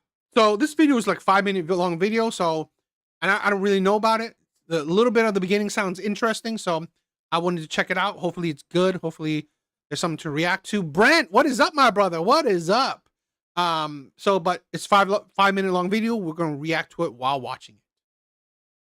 I got pregnant when I was 14 years old and my boyfriend was 17. DCF got involved mostly because my sister was also pregnant. She was 12. So DCF got involved and they told my boyfriend that he was going to go to jail when he turned 18 because it would be statutory rape. So we decided to get married because that would make me a legally emancipated adult. At barely 15 years old, I got married to my 17-year-old boyfriend and we had a baby together. He dropped out of high school to try to pay the bills. That's a failure of adults. I mean, the adults share in the failure. Now, you know, there's only so much that you could share because, you know, kids will be stupid kids, okay? But, you know, you'll suffer that you do adult shit. I said this to my daughter, right? I talked to her. I talked to her a few times. Be a kid. Be a kid for as long as possible. Because once you do adult shit, you're not able to get back. You're not able to go backwards, right? You're not able to go back being a kid. Once you cross the line of doing adult shit, you will suffer adult consequences, i.e., she got pregnant and married at 15.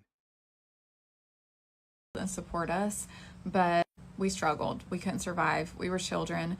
We had no guidance, no examples. We didn't have any family to help us or that we could move in with. We found a trailer for $200 a month and we lived there for a few months. There was holes in the ceiling and holes in the floor. We didn't have a shower in that trailer. We just had a tub. I remember I would wash my hair with a big bucket. We got kicked out of that trailer because we couldn't pay the rent and we had nowhere to go. So the grumpy old veteran who we sometimes did yard work for, he lived next to us. He offered for us to move in with him and we had nowhere else to go, so we took him up on that offer even though we didn't know him very well at all. His name was Anthony. He's a 100% service-connected disabled veteran. He served in Vietnam when he was a kid himself and he experienced a lot of horrendous and heartbreaking things over there. When he came back, he isolated himself completely. He never married and never had kids and just wanted to live a life of solitude. But something placed on his heart to let us move in with him, even though he didn't have to, and we had absolutely nothing to offer him. At the time, Anthony was a severe alcoholic. He was a chain smoker. He had a bunch of dogs. He was just a true bachelor. He never had anyone live with him. So it was an interesting... That's whiskey, right? That sounds like whiskey. that sounds like you, my brother. Situation for all of us. I was just really grateful to have somewhere to live at the time. He co-signed for us to get a vehicle. That sounds like you exactly. My husband at the time, I need to clarify, this is my ex-husband we're speaking about, not my current husband. It's my ex-husband. He is no longer alive. But at the time, he was trying to work, but he was struggling with severe drug addiction. He would disappear for days on end. He was very violent. This is the thing. I mean, like she said that she had no one, right? No guidance. So I get it. But this is why good fathers are needed. It's like, this is why traditionally fathers pick your mate. Because women, if you let women to their own devices, even at the young age, this is why I don't want my daughter to start dating, because honestly, you're just going to pick wrong. I'm sorry. You will 100% pick wrong. At your age, you will 100% pick wrong. 100%. So it's like women will choose wrong 100% of the time. So this is why I think it's idiotic for women to choose, uh, you know, someone to be with at such a young age. Very abusive. He was cheating on me. Life was just absolutely miserable. I'm not sure that it could have gotten worse. And I was also trying to figure out how to be a mom to a baby. Anthony was just there. He made sure that there was food in the house. He made sure that we had a vehicle to drive. He gave us money whenever we needed it. Looking back, I do. That's annoying. The wind shit. And it's making the audio louder than it should be. I'm sorry. You can't control it. I mean, but it's the nice, the good heart, kind-hearted of that man. I feel like I was very ungrateful to Anthony because I really didn't realize how much it probably took for him to help us and that we didn't help him back. Like I posted another video about how his house was kind of dirty when we lived there. And I'm not saying anything bad about Anthony. He's just a dude. He's not going to clean his house. And a lot of people commented and said, well, did you clean his house for him? No, I didn't clean his house for him. Nobody had ever taught me to clean. It did not even cross my mind one time to clean Anthony's house as a way of saying thank you for letting me live here for free. Just didn't cross my mind. And I do feel. Yeah, because you were selfish. You were a stupid, selfish kid, right? That made stupid choices. It's understandable, right? She was a kid living in an adult world. As crazy as it is, sad as it is, I see that. I understand that, right? But to be honest, I have no sympathy because I've said this before. Even if you're a kid, you do adult shit, you suffer adult consequences. I feel terrible about that, and Anthony knows now that I'm very grateful for what he did. If I could go back in time, obviously, I would show my gratitude in a much deeper way. But we lived with Anthony. He took care of me. A few times whenever my ex-husband was getting violent with me, Anthony would intervene and try to protect me. And just the sweetest guy in the world. So we only lived with him for about a year, and then we found another trailer to rent. Probably lived in, I don't know, 20 different houses at least. We would just stay somewhere for a couple months until we could find another place to stay. But Anthony always stayed in my life. He was always there if I need him, and he still is. I haven't talked to him in a couple weeks, and you guys keep asking me about him. This is the thing about Anthony. He is an introvert to his core. He truly loves being alone, silence, not being around people, and Oh, that sounds... Yo, Whiskey, that sounds more and more like you every time. I think that he does enjoy seeing me every once in a while, but if he sees me too often, I feel like I kind of overwhelm him because I'm kind of bubbly and I talk a lot, and he doesn't. So I think like whenever I had people sending me a bunch of gifts for Anthony and I was going to see him every couple days, I got the feeling that I was overwhelming him a little bit and that maybe he needed a little space. So I see Anthony every couple weeks or once a month maybe. Sometimes it's a couple months in between visits, but I talk to him on the phone, and if he needs anything, he can always call me, and he knows that. And if it's a sweet story. I didn't think that would be this. I didn't think that would be her story, but it was a sweet story. Sweet story thanks to that gentleman, right? The older gentleman. Shows. This is a thing, right? This is a thing. I think women need guidance. Women 100% need guidance. Okay. Well, children, right? Children need guidance. Doesn't matter if you're a man or woman, or a boy or a girl, right? Children need guidance. Okay. And we have a problem with that right now, where she seems nice. Yes, she seems nice. But that's the thing where I'm saying children need guidance. This is why I hate this generation of parents wanting to be friends with their kids instead of being actual parents to their kids. Your child needs a parent, not a friend, right? Because they need guidance. They need true guidance, true blood, upfront, honest guidance. And I think this whole friendship shit, right, is not doing it, right? This whole selfish shit, no, not doing it. So it's bad for what she went through, but you know, it shows you that these children, they need guidance, right? So let's look for Laughing Man. What is up, my brother? You're late, my brother. You're late. Usually you've been already here. So you're late, my brother. I hope you're doing well. I hope you're doing well.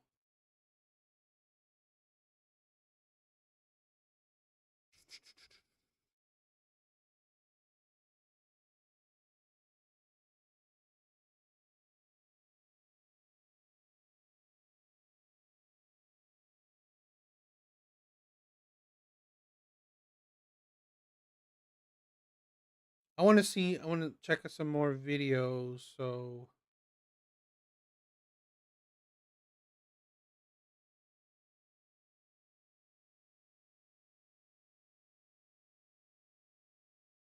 I keep seeing those videos of the trend. I keep seeing those.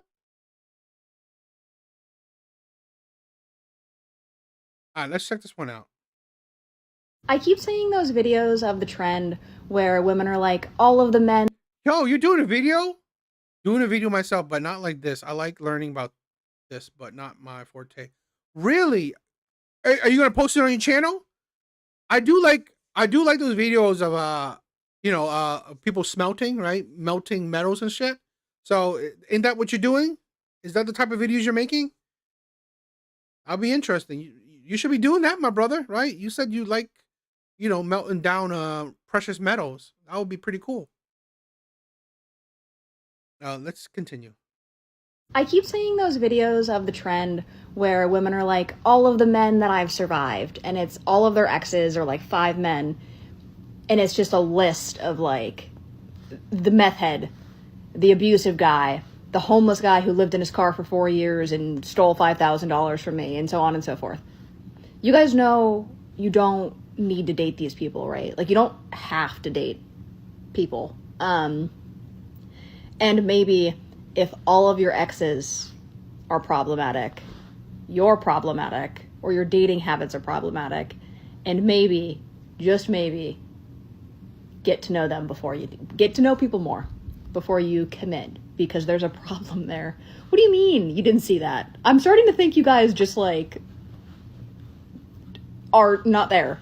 I keep saying those. Sometimes, right? There's a video that women will reinvigorate, right? They strengthen my belief in women, right? They strengthen my belief in women. I 100% agree. 100% agree. Okay. Yes, vet more. Get to know a man. Ask actual proper questions. This is why women believe men lie. Men don't lie. You just don't ask good enough questions. You don't ask enough questions. You don't get to know a man enough before you give him your body. That is the problem. That right there is the problem we have right now. Women don't put in enough effort when it comes to getting to know a man. When it comes to getting to know his in and outs, his morals, his principles, his values, his personality, his history, women don't put in enough effort. I couldn't say any better. I could probably, but exactly what I think. Right. So I love this one. Good video. What do you guys think? All right. So let's talk about it. I would love to talk about it. And Laughing Man and D, what's your thoughts on the fight, UFC? I was talking to Evil Eddie yesterday, right? We were talking about the fights yesterday. Sean Strickland. Guys, I'm thinking about streaming. I'm thinking about streaming on Discord the next UFC event, right? I think it's the White House card. I think that's the next UFC event, right? I believe so. I gotta check. I'll double check. But I'm thinking about streaming on Discord, right? Please join the Discord. The next UFC events, right? I think it might be fun, right? So we can all watch it together. The word problematic is problematic. I dislike the word. You're crazy, Whiskey. You have some very eccentricities. So let's go with the 2 main events, right? Joshua Van, that was a great ass fight. Great ass fight. If I had a dime for every time I seen a chick pick the loser and go back, could feel well. Exactly. How many, again, I agree. How many times women pick the loser, pick the terrible man, the abuser, the liars, the cheaters, multiple times? They do it often. They do it to such a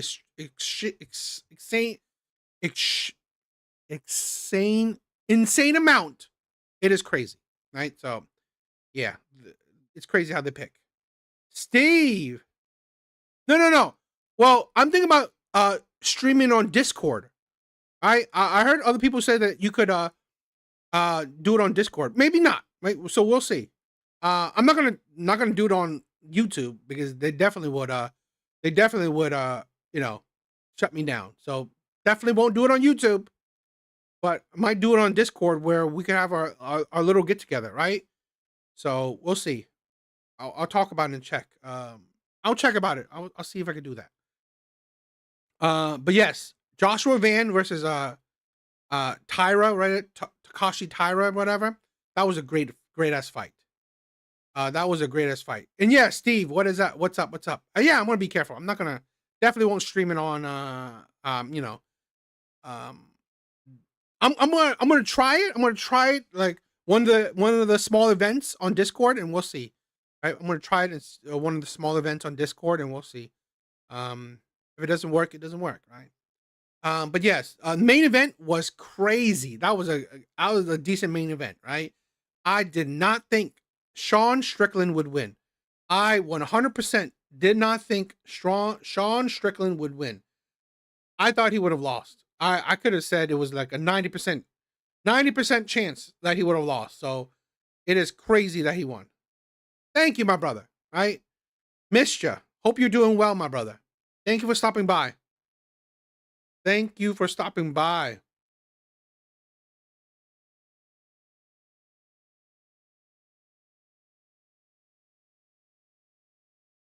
But yeah, you know, Strickland has such a weird, awkward style that it's hard for me to think that he would have won, right? But bro, he put it on Hamzat. He really put it on Hamzat. Now I knew that Strickland was going weird because I knew he probably broke his nose, right? He said he broke his nose, and I saw how he was fighting, so I figured that. Definitely outpointed him. Yes, he definitely outpointed him. So I definitely agree to that. Like he landed more of his like straight jabs. He was doing more, right? He was doing more to Hamzat. Now I think Hamzat was, piecing Sean up, but the volume wasn't good enough, and the takedown he was trying to do, it wasn't effective, or it didn't produce any good results, right? So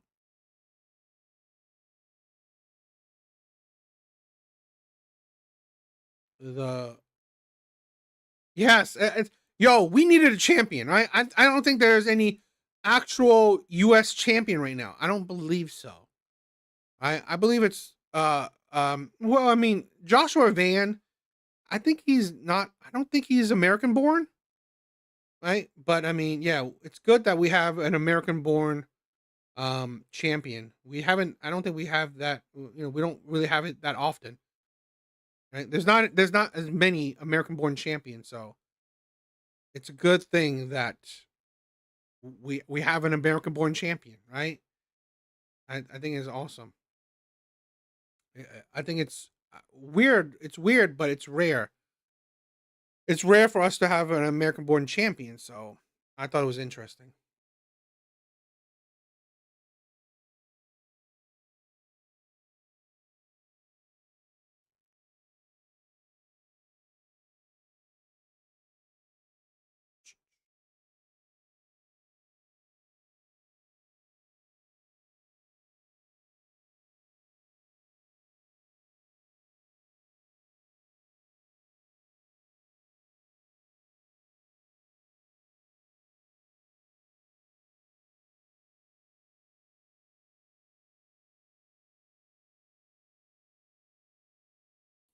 Give me a minute.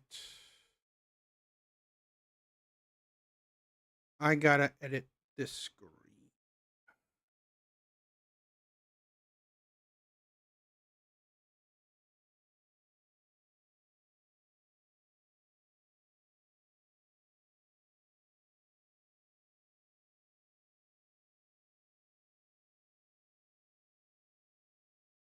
No, John was amazing, but it's been a while. He hasn't been, he hasn't been around for a while, so.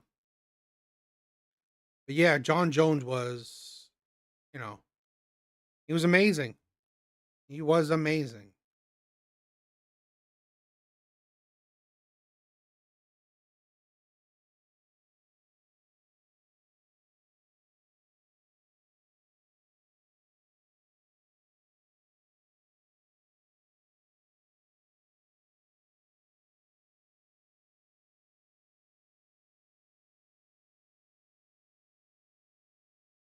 John Jones, like John Jones is pound for pound for me, right? He's the GOAT for me. I believe John Jones is the GOAT for me. I view him as the GOAT. I view the man as the GOAT.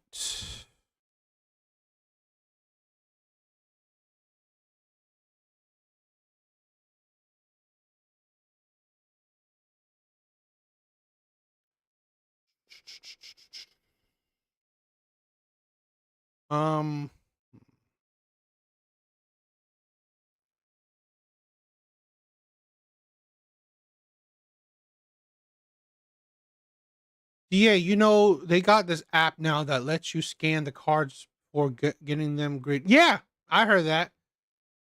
Connor, what is up? What is up? Y'all, you see what AOC said about Tennessee? No. What did she say? Let me check.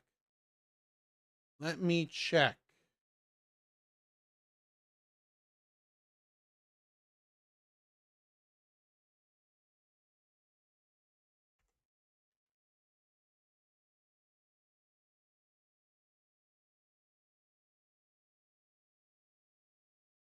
Present environments,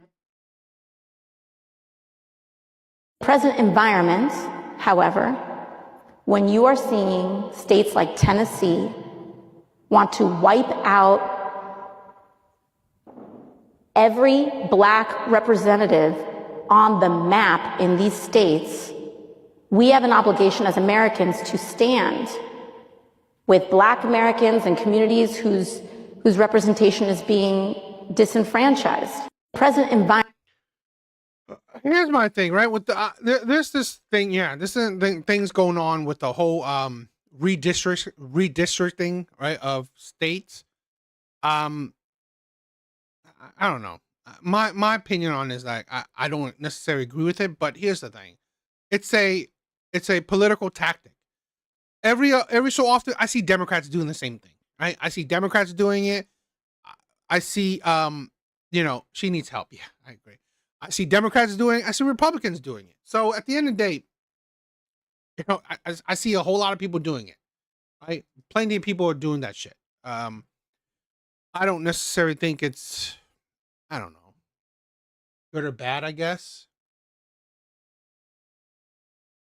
But I see both sides, you know, doing that shit. I see both sides doing that, so.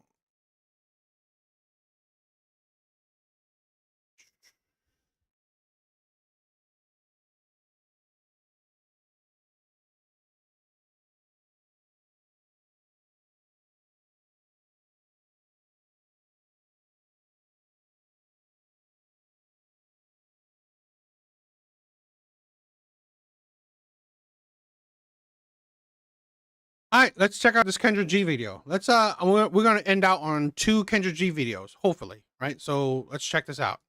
Yeah, it's pulling over. Okay. Let's see. Okay, you ready? Oh my gosh, I have a look for it to be fast or easy, but oh my goodness, with the scams and the fake accounts. Have you been on? Okay, have you been? This your first time on the show, or you been on the show? No, this is my first time. I mean, I think AOC was talking about, you know, the redistricting, right? Where I think Republicans are, how they're redistricting certain states. It's affecting, you know, black populace. The thing is, she's trying to say that the Republican Party is forcing black representatives out, but the Republican representative for Tennessee is literally black. So, yes. I forgot. What is it? I forgot what I forgot. Was it Tennessee? There was a state, right? There was a state that for years, it was a white Democrat. For years, it was a white Democrat. For years, all right? His running opponent is a black female Republican. And I'm like, they're complaining that because of the redistricting, she might become the governor or whatever, the mayor or whatever. How's that? Isn't that a sign of diversity? It's ridiculous. Okay. Was it Tim Scott? I will say this. We definitely are doing our best to get rid of this. Will help you because you'll get a chance to show your personality when it comes to dating. And you also have to, let me see what you want first. Okay? Okay. All right, what's Okay. your name? What's your name again? Courtney. Courtney, where are you calling me from? I'm from the East Coast, but I now live in Missouri. I moved cross country. Okay, and how old are you? I stopped counting at 40. I'm not over 45, but I'm 40. How old are you, Courtney? 40.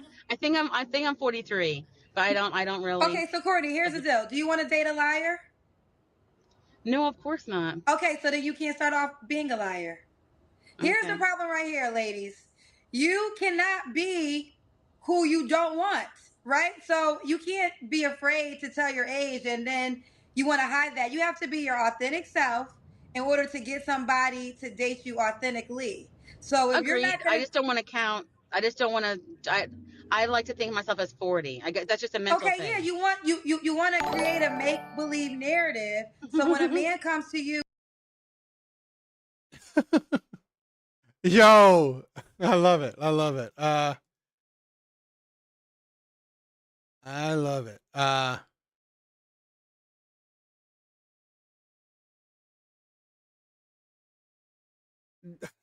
Devil's advocate just sent me some love. Okay, that's interesting. I love that. Sent me some gold corns. I love it. That's amazing. with a make believe narrative, don't be mad at him because that's what No, you all want to right. do. Okay, fair.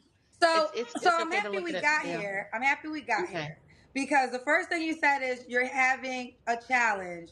You're not having the greatest luck. Well, in the 10 seconds of me starting to ask you questions, I can see that there's some things on your own end that you have to be willing to Yeah, you already see her red flags. She starts out something potentially with someone based on a lie. Someone asks you for your age, tell them your age. Like, oh, I believe I'm 40. Okay, you believe it. Are you? perfect and make peace with. Fair. Like you know, here's the thing, ladies, and I've been sitting here for 6 years now, and I feel that sometimes women in particular, you want this amazing man, but then you want to keep all the things that you want to share a secret. It don't work that way, honey. Yeah. Fair. I'm open to constructive changes, so that's fair. Okay. So how old are you, Courtney? I'm 43. Okay. Do you have any children? I do. Okay. How many kids? I have 4. Okay. How old are your 4 kids? You're 43. You are a liar, and you have 4 kids. Great start. You're very desirable. I have a daughter who's 21. Mm-hmm. I have a son who's 10. Okay. I have a little girl who's 4. Okay. And I have one more who's 7 months old. You're 43. You just had a child at 42. Around 42. You just had a child at 42. You're 43. And you're still for the streets. You're 43, still for the streets. You're a liar. 4 kids. Like, you know, watching Kendra G, it just shows you that this is what women think you deserve. And here's the thing, right? Women either ask for high value men or good men. So essentially, in women's minds, they think you deserve shit. Or as a high value man or as a good man, they think you deserve bottom of the barrel women. Makes sense. Makes sense. Okay. By how many men? 3. 3 men. And why are you not with the 7-month-old? Amazing, amazing. Did somebody say amazing? What is up? What is up? It took some time, but I decided that I wasn't, I couldn't grow in that relationship anymore. So we amicably, we split up. Okay. You couldn't grow in that relationship. You're 43. This is the stupidity of women. You're 43. What grown are you thinking you're doing? You're not 23. You're 43. We have a problem with women thinking that they're 23. You're not building with nobody. You should be almost built. You're not growing. You've already grown. That's the stupidity. Here's my question. Why are we normalizing having kids at like 18 and 20? At least marry before one. Exactly. I'm sorry. Like, this is the problem. Women rush shit. Women rush shit with the pookies. When women rush shit with men, no duh, you're gonna get stupid results. And have you ever been married? Yes. When did you get, how many times? I've been married once, engaged twice, married once. What, was you married to do the 4 month and 7 month and a 4-year-old have the same dad? Monster. 304s don't change, only their circumstances. Exactly. 100% agree. 100% agree. Yes. They do. Okay. So which dad did you marry? The 10-year-old's dad. Got you. Okay. So we're divorced. What do you do for a living, Courtney? I'm medical. I don't know if you can see my scrub. Okay, medical. And okay, so and what's your zodiac sign? I'm a Leo. A Leo. All right. So we got Courtney, Missouri, 43, Leo, mom to 4 kids, by 3 men, was once married, works in medical. So what kind of men are you looking for, Courtney? A man who is honest, obviously, but we gotta be fair on that. So honest man, and someone, I guess, just who has their head on, who has been through enough experiences that they've learned enough and want to be an active, helpful, or just participating, parent. I have to be obviously interested in kids or like kids to be with me because I have an array of ages, and I like children. So I like kids. Want someone who likes kids. So that's the problem too. She likes children. She doesn't like a man. She likes being a mother. She doesn't like being a wife. Right? This is why the Black community is indicative of single motherhood. This is why. Black women in particular rather be a baby mama than a wife. They think it's easier being a mom, being a baby mama, than it is being a wife. Yeah, they're constantly out back in the dating market looking for the next man, looking for the next simp, looking for the next unicorn, right? Or looking for the next Pookie. That is the insanity. Do you mind if he has 4 kids? No. Okay, so you don't mind if he has 4 kids. Okay. Should he make a certain amount of money?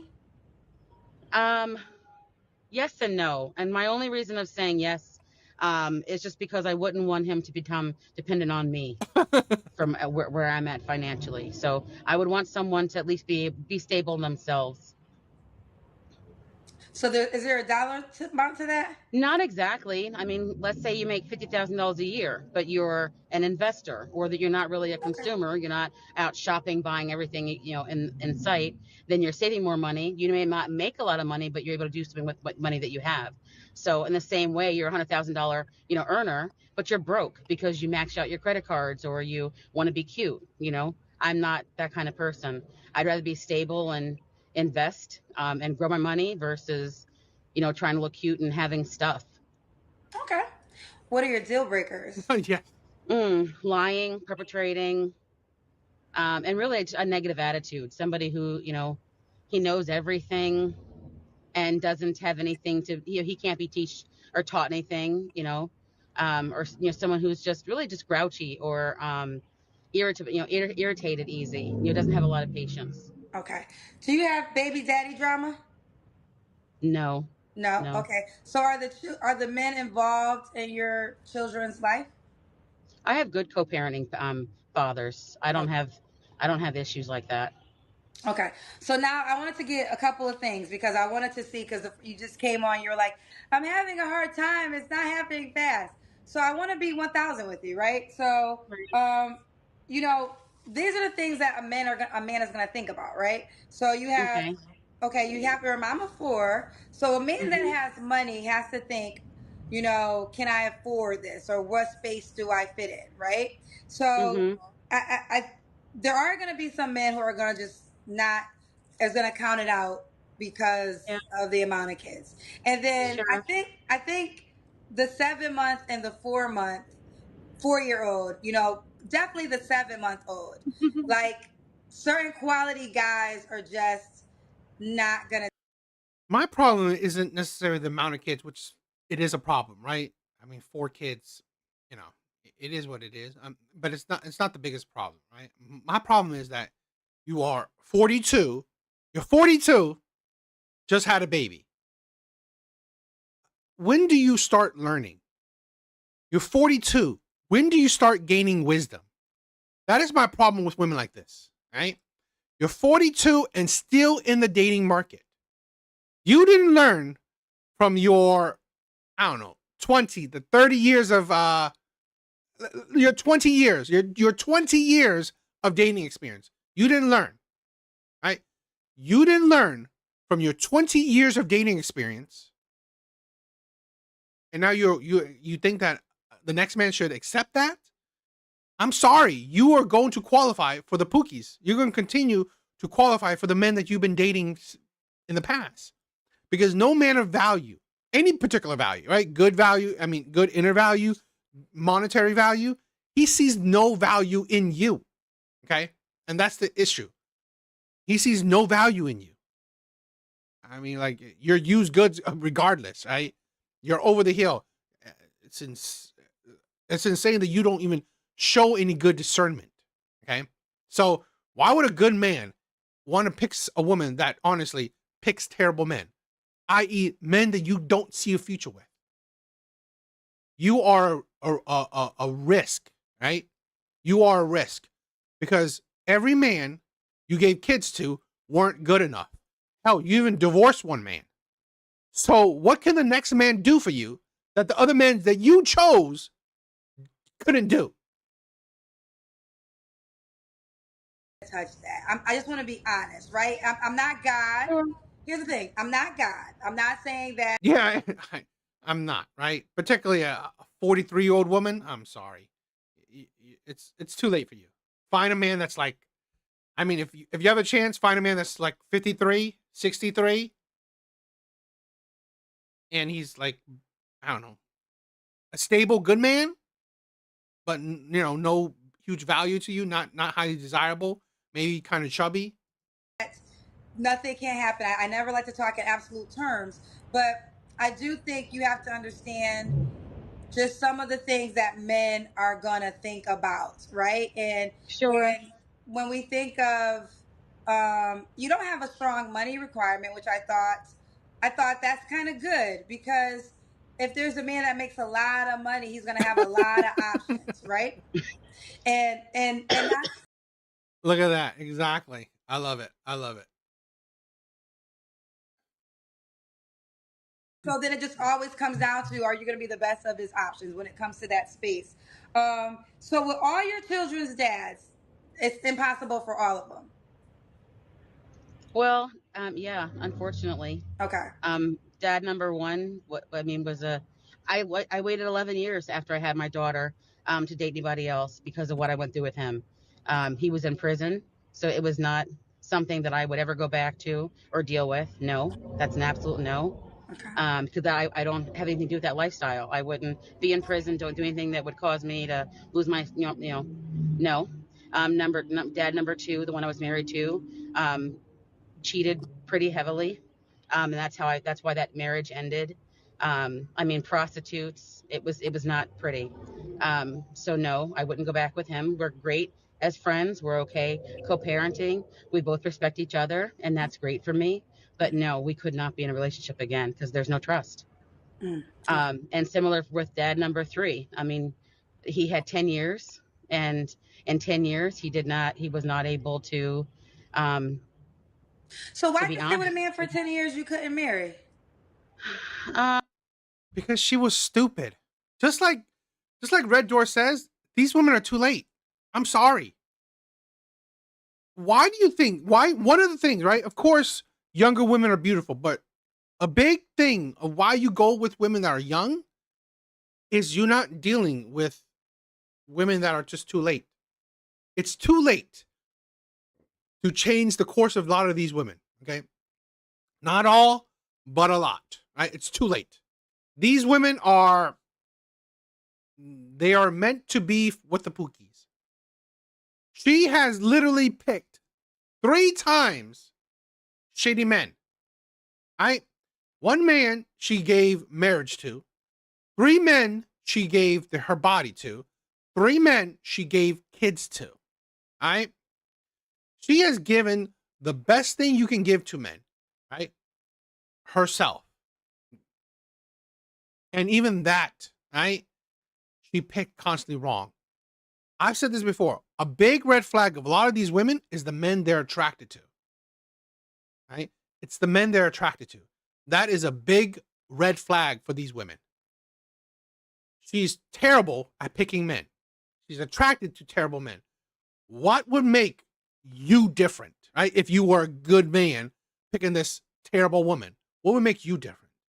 Now you have to worry, okay, she constantly go for shitty men. What would make her stay with me? She's never been attracted to a good man. She's only been attracted to shitty men. I said this before. Toxic men, well, toxic women choose these men. Okay? There's a reason why she chooses these men. So, Whiskey, are you drunk? You know she's married. You know Red Door is married, right? She's married, not single. So, Whiskey, I think you're doing too much whiskey, my brother, right? You're overindulging too much. You're forgetting. We were best friends for almost 6 years. He didn't start changing and really become a different person almost until almost 7.5 years in. He just kind of just fell off. So when you say 10 years, were y'all in a relationship for 10 years or you knew him for 10 yeah. years? No, we were together for 10 years, and then almost 7 years in, we had a baby.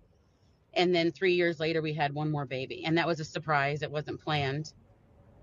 Well, girl, if you're having sex, that's how babies get here, child. You did. You knew that. You were hitting on Red Door a while ago. You were hitting on Red Door a while ago, and she said she has a husband. A little while ago, you were hitting on her. Right? You were hitting on Red Door. You said she's an amazing woman. For sure. Well, we all do our thing to try to avoid. I was on birth control. My birth control failed. So it wasn't a planned. It just. Your birth control failed? Did the condom fail as well? No. Right? Use birth control. Happened. And I don't believe that lives come into our lives haphazardly. So I don't just kill babies. I'm not into that. So if I got pregnant. Red Door. You're overindulging is messing with your memory. And I'm going to own up to my responsibilities and love my baby as much as I can. So that's what I do. Well, nobody told you how to kill your baby, child. That wasn't no. That wasn't the option that people were coming up with the conclusion. I'm just thinking, if you get pregnant by whoops, what are you gonna do? I'm having my baby. Okay, fair enough. So okay, you have a 7-month-old. How long have you been without a man? We've been apart for almost a year now. So we broke up about a year ago. Is that the longest that you've been? Is that the longest you ever been without a guy? No, when I was alone for 11 years after my first daughter, I was celibate for all that time. I didn't want to date. I mean, that was such a scarring event, him going to prison and everything. I just want to take some time, work on myself. Yeah, I think that, here's the unfortunate thing. You made some decisions throughout your life that the type of guy. Now, a man who's most of the men that women desire in my show are thinkers, right? Mm-hmm. They're men that have to think, right? So this man has to think about all the things like, okay, one of the children's dad was in jail. Do I want to be attached, to a child is he going to be crazy if I do something with his kid? Like, it's like when you come with baggage, and I do believe if someone accepts you, they have to accept all of you. But I just want you to be conscious because, I feel like when you came on, you were so strong. Why can't I meet somebody? I think you just got to know some of the things that men are considering before they sign up. Doesn't mean that you're not going to meet somebody, but these are all the things before a man signs up with you, he has to consider.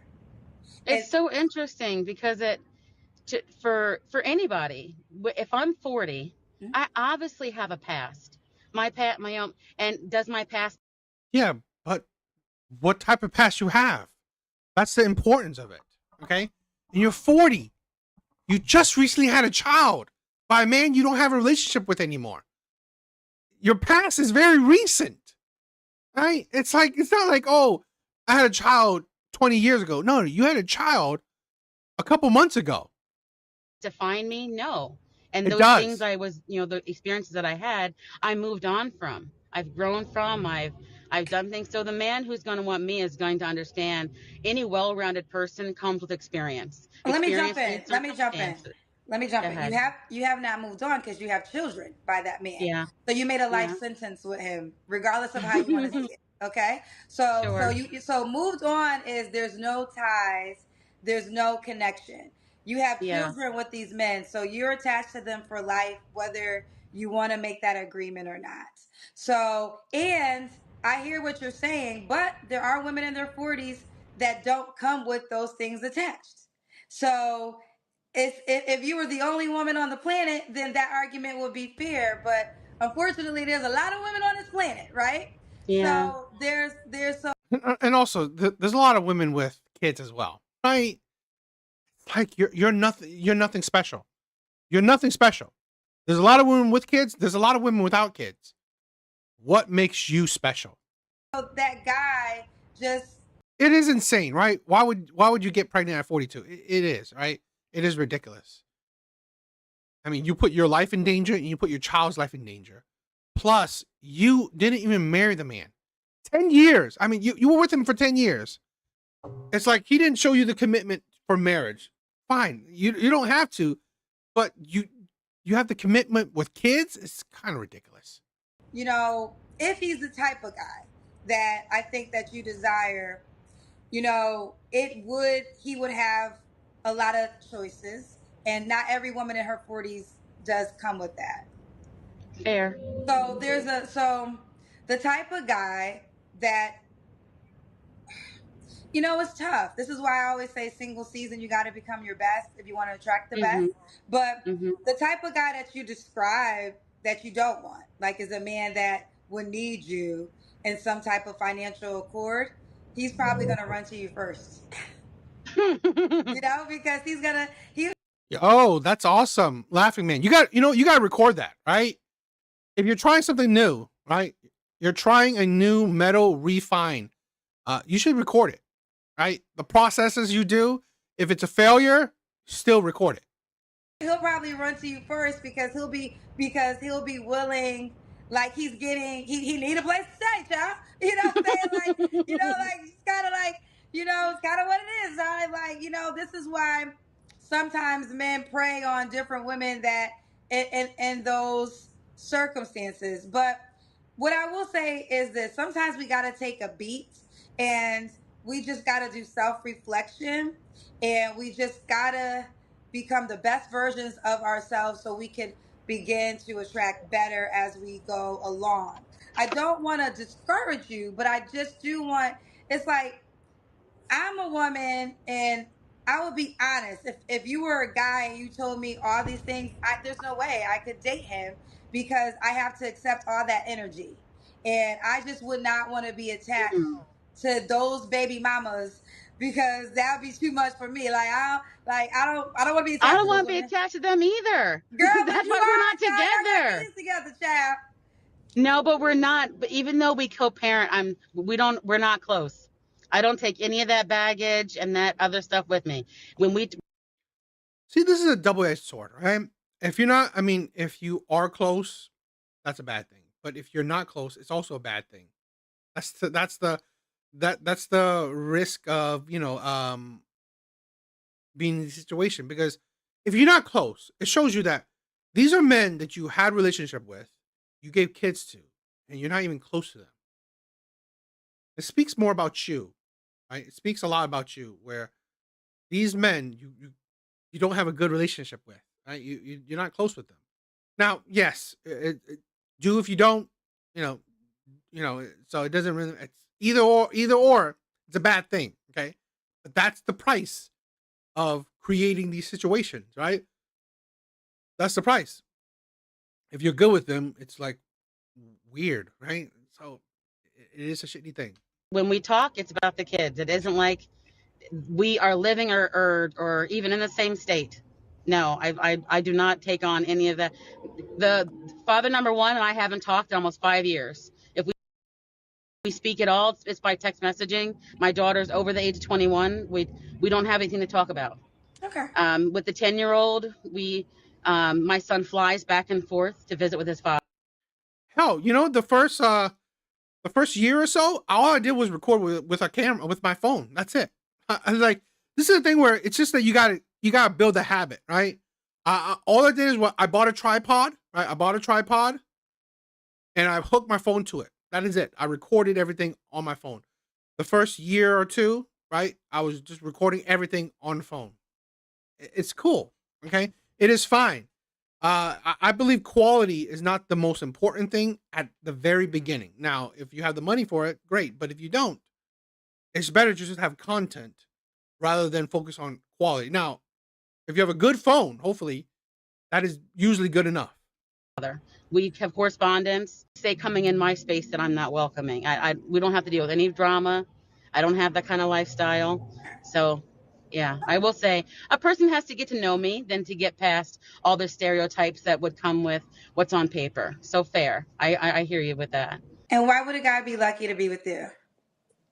Because I'm a lover. I enjoy, I love loving. Yeah, we say 3 baby daddies, 4 kids. Yeah. And most men, that's what's really that they need. They don't, everybody fusses about what what they're lacking. And really what they're lacking is, I think, just love, just that normal, having someone to be supportive and loving and be there for you. And I feel like I'm a dime a dozen. I'm not your typical girl. You're not your typical girl.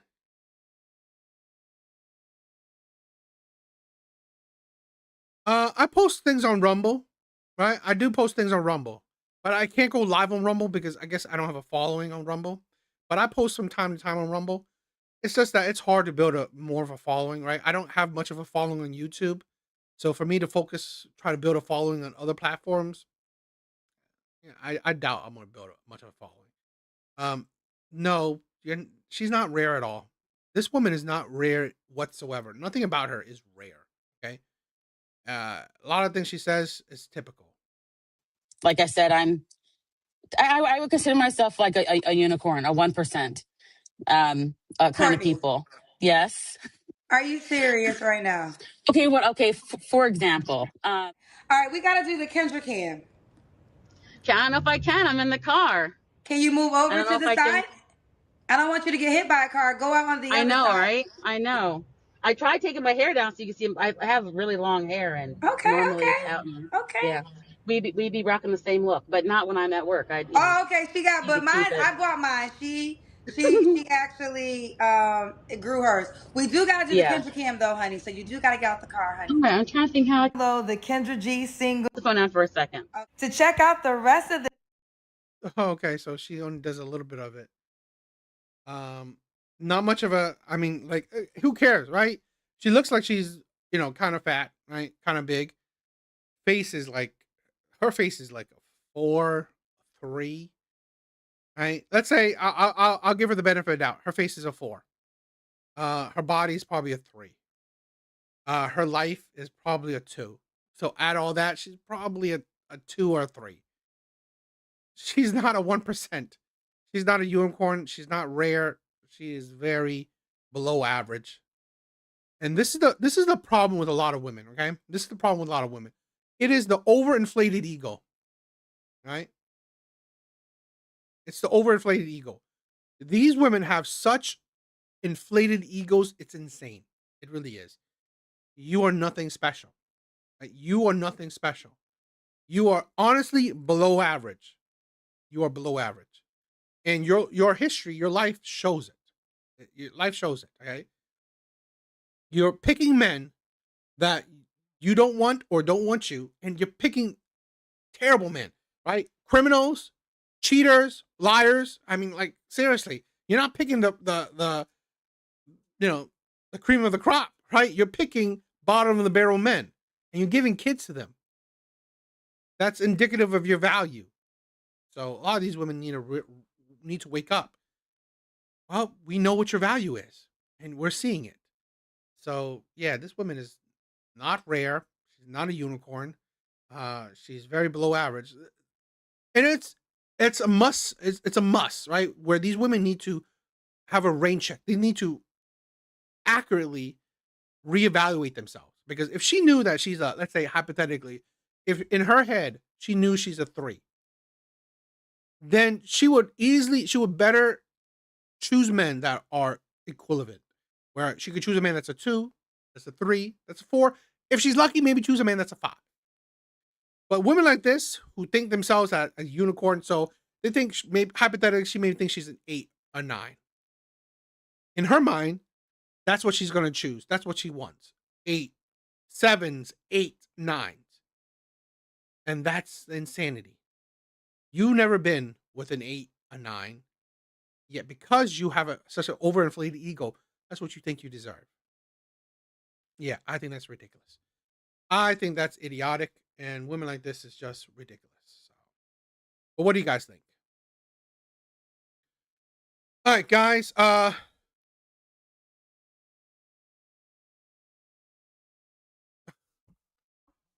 Yes, Red Door is special. Red Door is an amazing woman, right? I mean, like, hell, she should.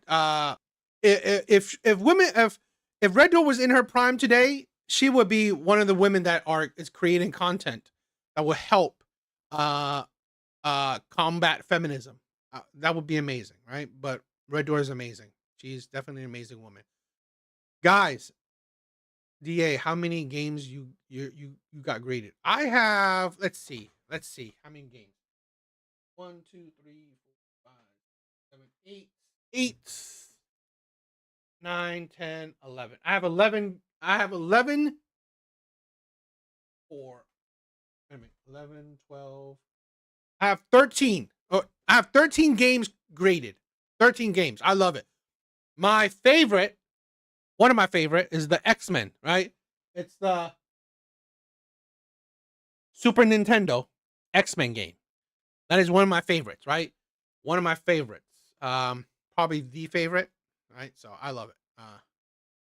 I love getting things graded, right? It's really cool. I mean, it's just like that's terrible. To see like these cases, right? It's like I love display. Right? I think it's a really cool thing to display stuff. So I love it. I'm a big geek, right? I love collecting. I love displaying shit. So that's why you see the clutter. Right? I love my collection, right?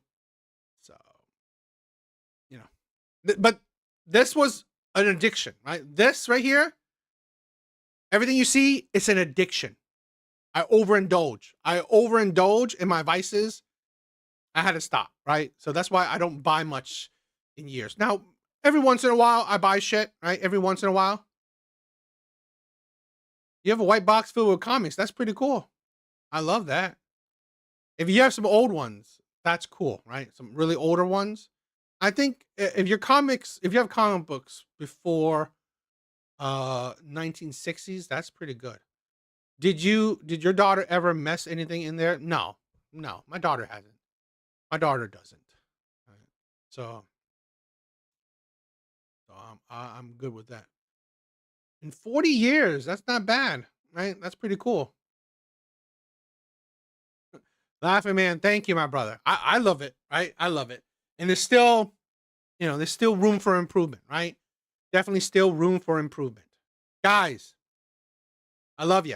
I love you guys, right? You guys are amazing. Thank you for the love. Thank you for the support. 3 or 4 boxes. Oh, I would love to know what comic books you have then. I would love to know which ones you collected. That would be pretty cool. That would be pretty cool. Definitely, we gotta check it out. Definitely, we'll check it out. All right. I love you guys. Whiskey, my brother. Please take care of yourself. Right. Please don't overindulge. Right. All right. Don't overindulge. Take care of yourself. Right. Control your vices, my brother. Right. Think about your health. Right. Official Woody, what is up? Thank you for stopping by. Thank you for stopping by. I love you.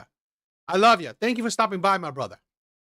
Guys, please like, please comment, please subscribe if you haven't.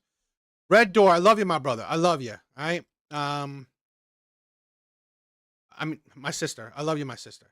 Red Door. Big Bars was here. Who else? Who else? Monster, thank you for stopping by. Connor, I love you, my brother. Connor, I love you. There was a devil's advocate sent donated. Thank you for a donation. Thank you for the love. Steve, thank you for stopping by, my brother. Thank you for stopping by. Laughing Man, I love you. All right, I love you. Big Bars was here. Brent, I love you. I love you, Brent. Anyone else? Weaponry. I love you. Thank you for stopping by. You guys are amazing, right? Have a good night. I love you.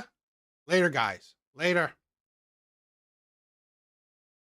Will with all my duffel bag.